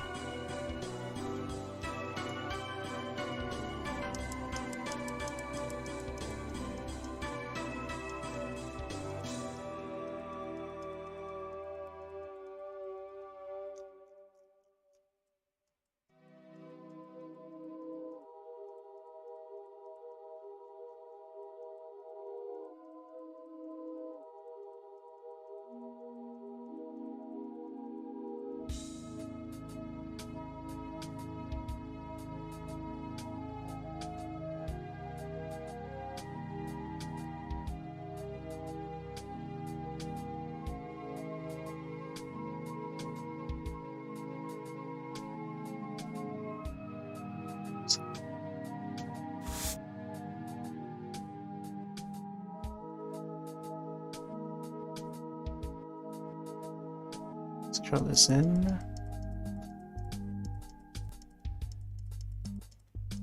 Let's try to fade it out if we can. We got the eyes, yep.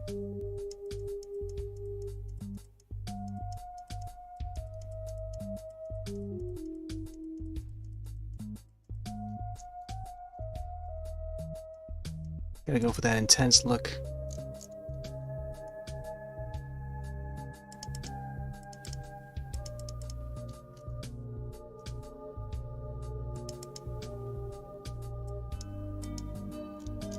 There we go, we got our moon. It's kinda not as visible anymore though.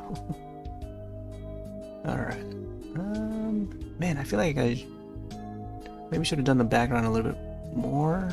Because right now it's like, I don't know. I feel like I could add more to the background or something. So you can shade it up around these corners here. Save. Yeah, let's shade it up a little bit. Ooh, those clouds. Oh man, it's I don't know what this color though. Try it again.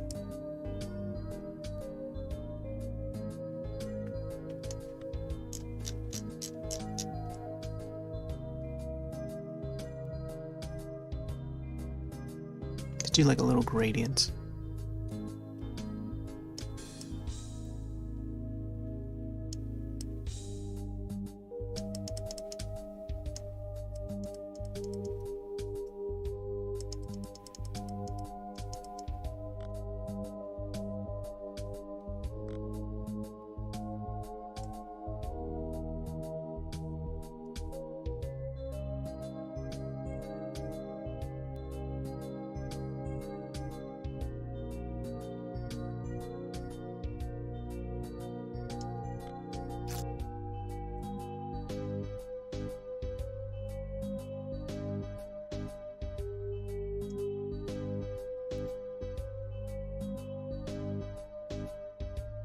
Sounds like the old Casio keyboard.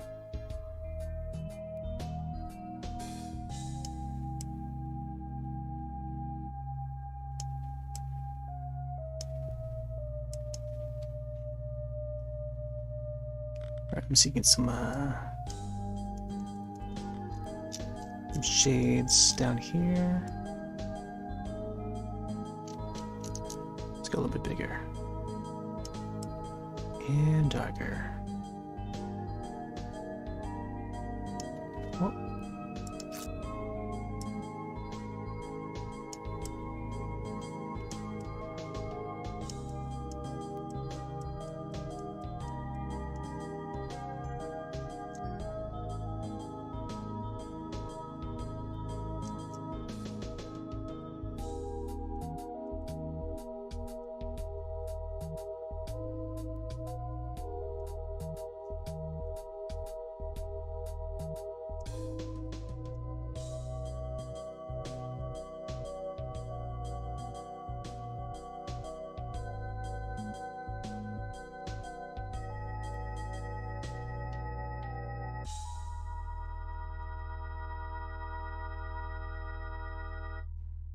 Oh boy.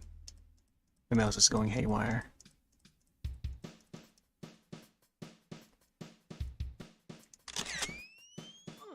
Okay. I can probably add some more clouds or something.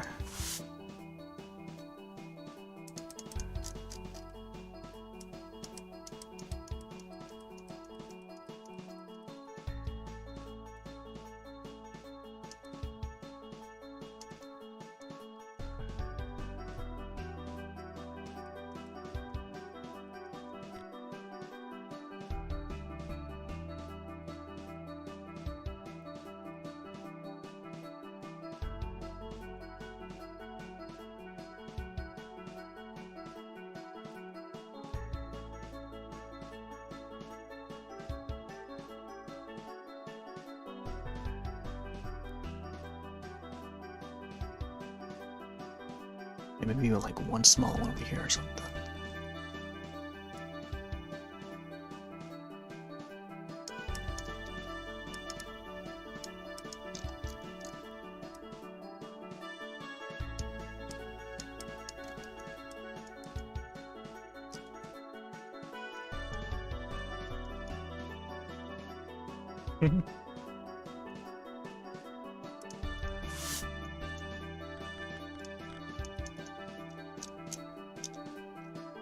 Let's put one right here.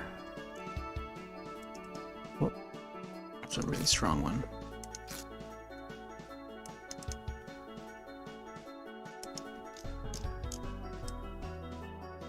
Oh.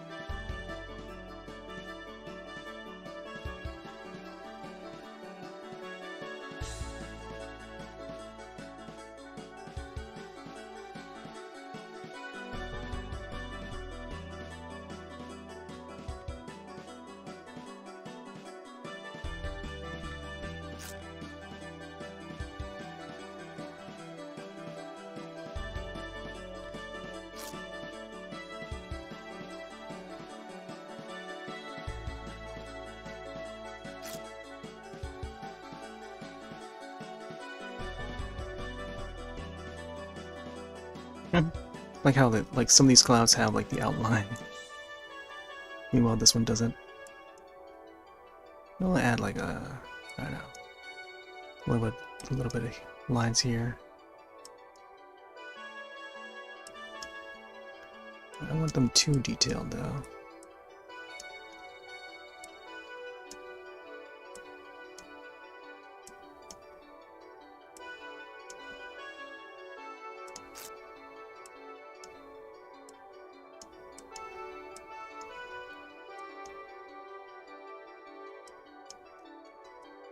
They're meant to be like more simplistic.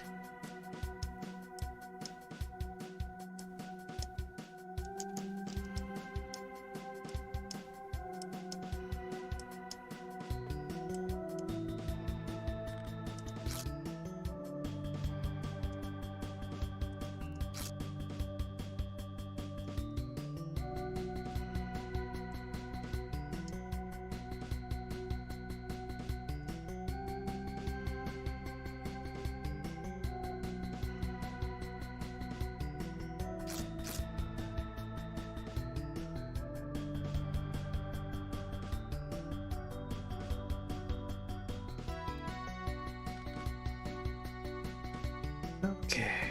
Oh man. Where are we at?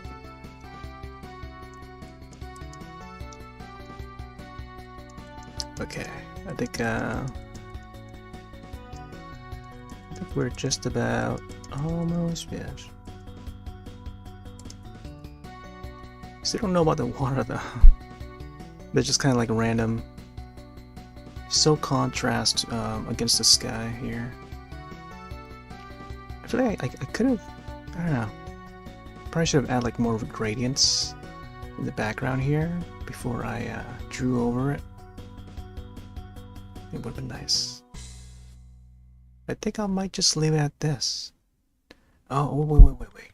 Let's add some random shapes here. We still gotta do the digitizing shapes and stuff. I'll add like triangles and squares and stuff.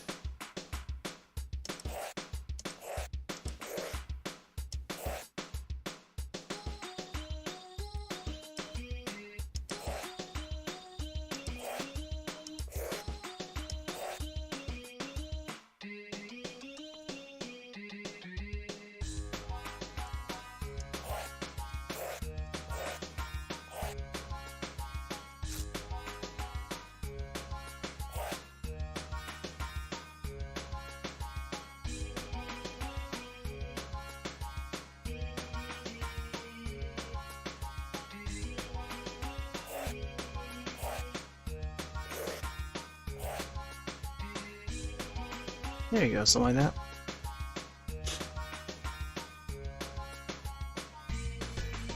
I don't know if I should fill these in though. Let me see.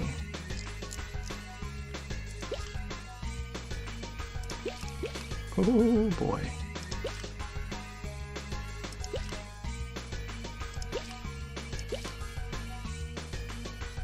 There you go. They sort of add like a bit more texture. I feel like the moon should be a different color though. I don't know.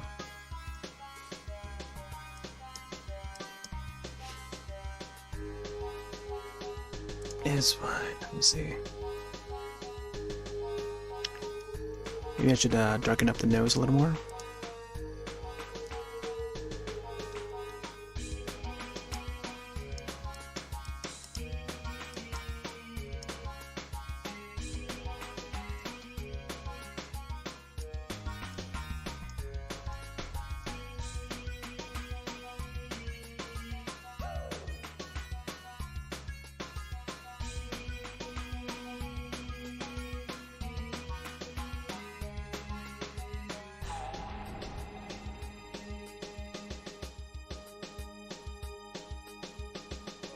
There you go, something like that. Alright. Now, let's have my name at the bottom here.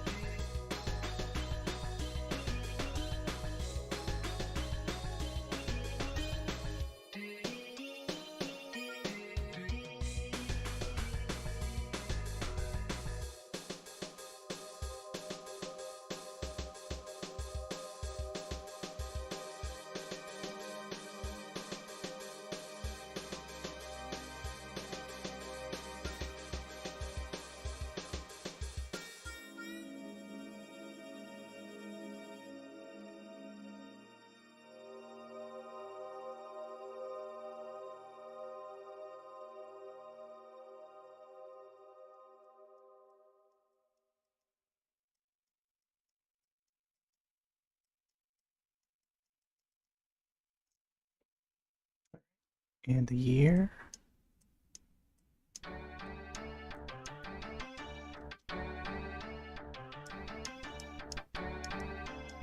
Oh man, it's getting more difficult to write down the numbers here. 12.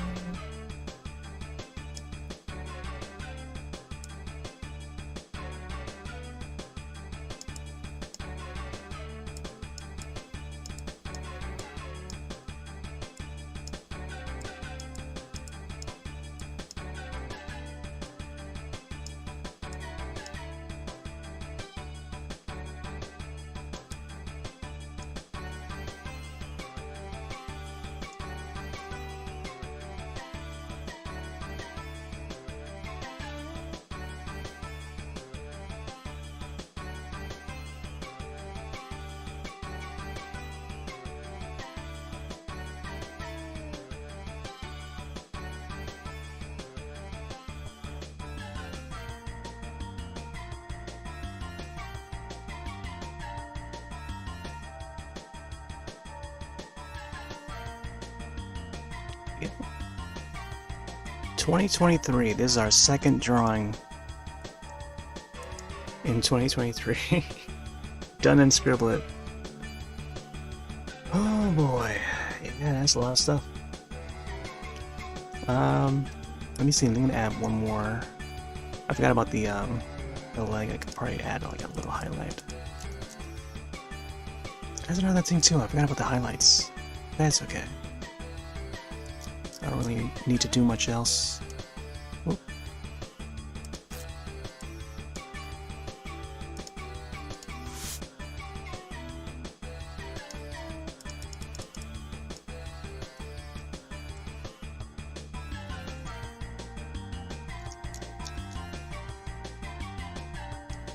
I was thinking to maybe add like a shine or something. I'm not sure.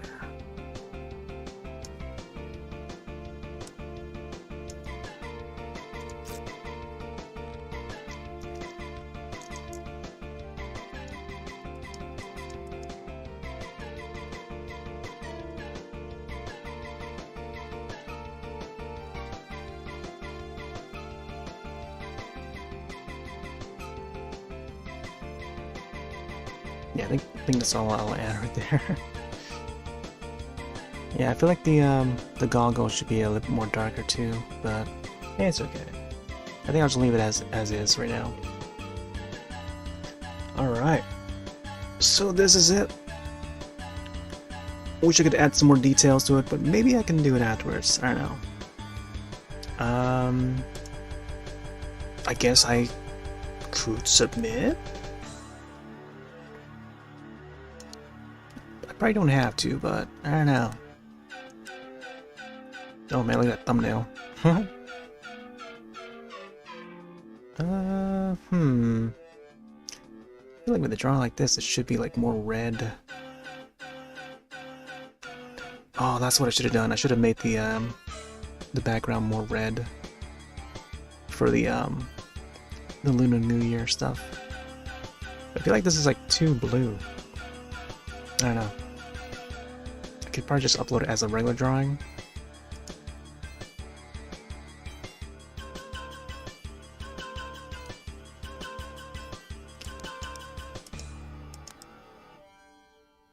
Here, I'll just upload it to the hub for now. Yeah, I'll upload it to the hub.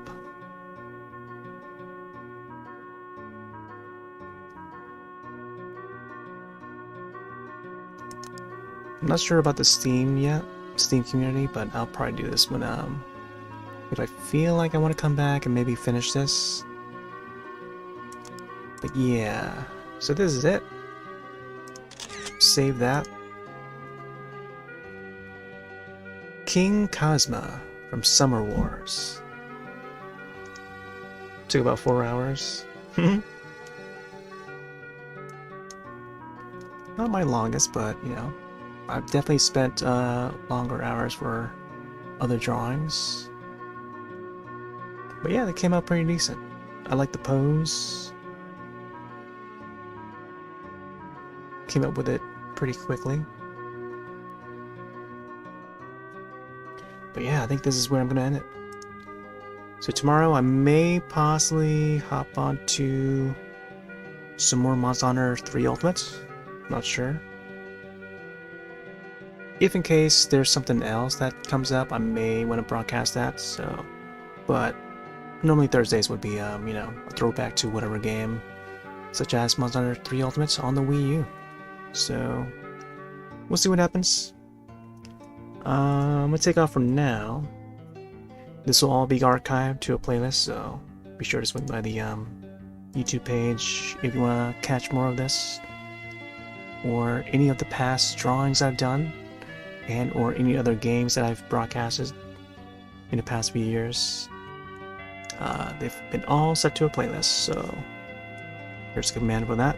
Exclamation point playlists. That is plural for playlists.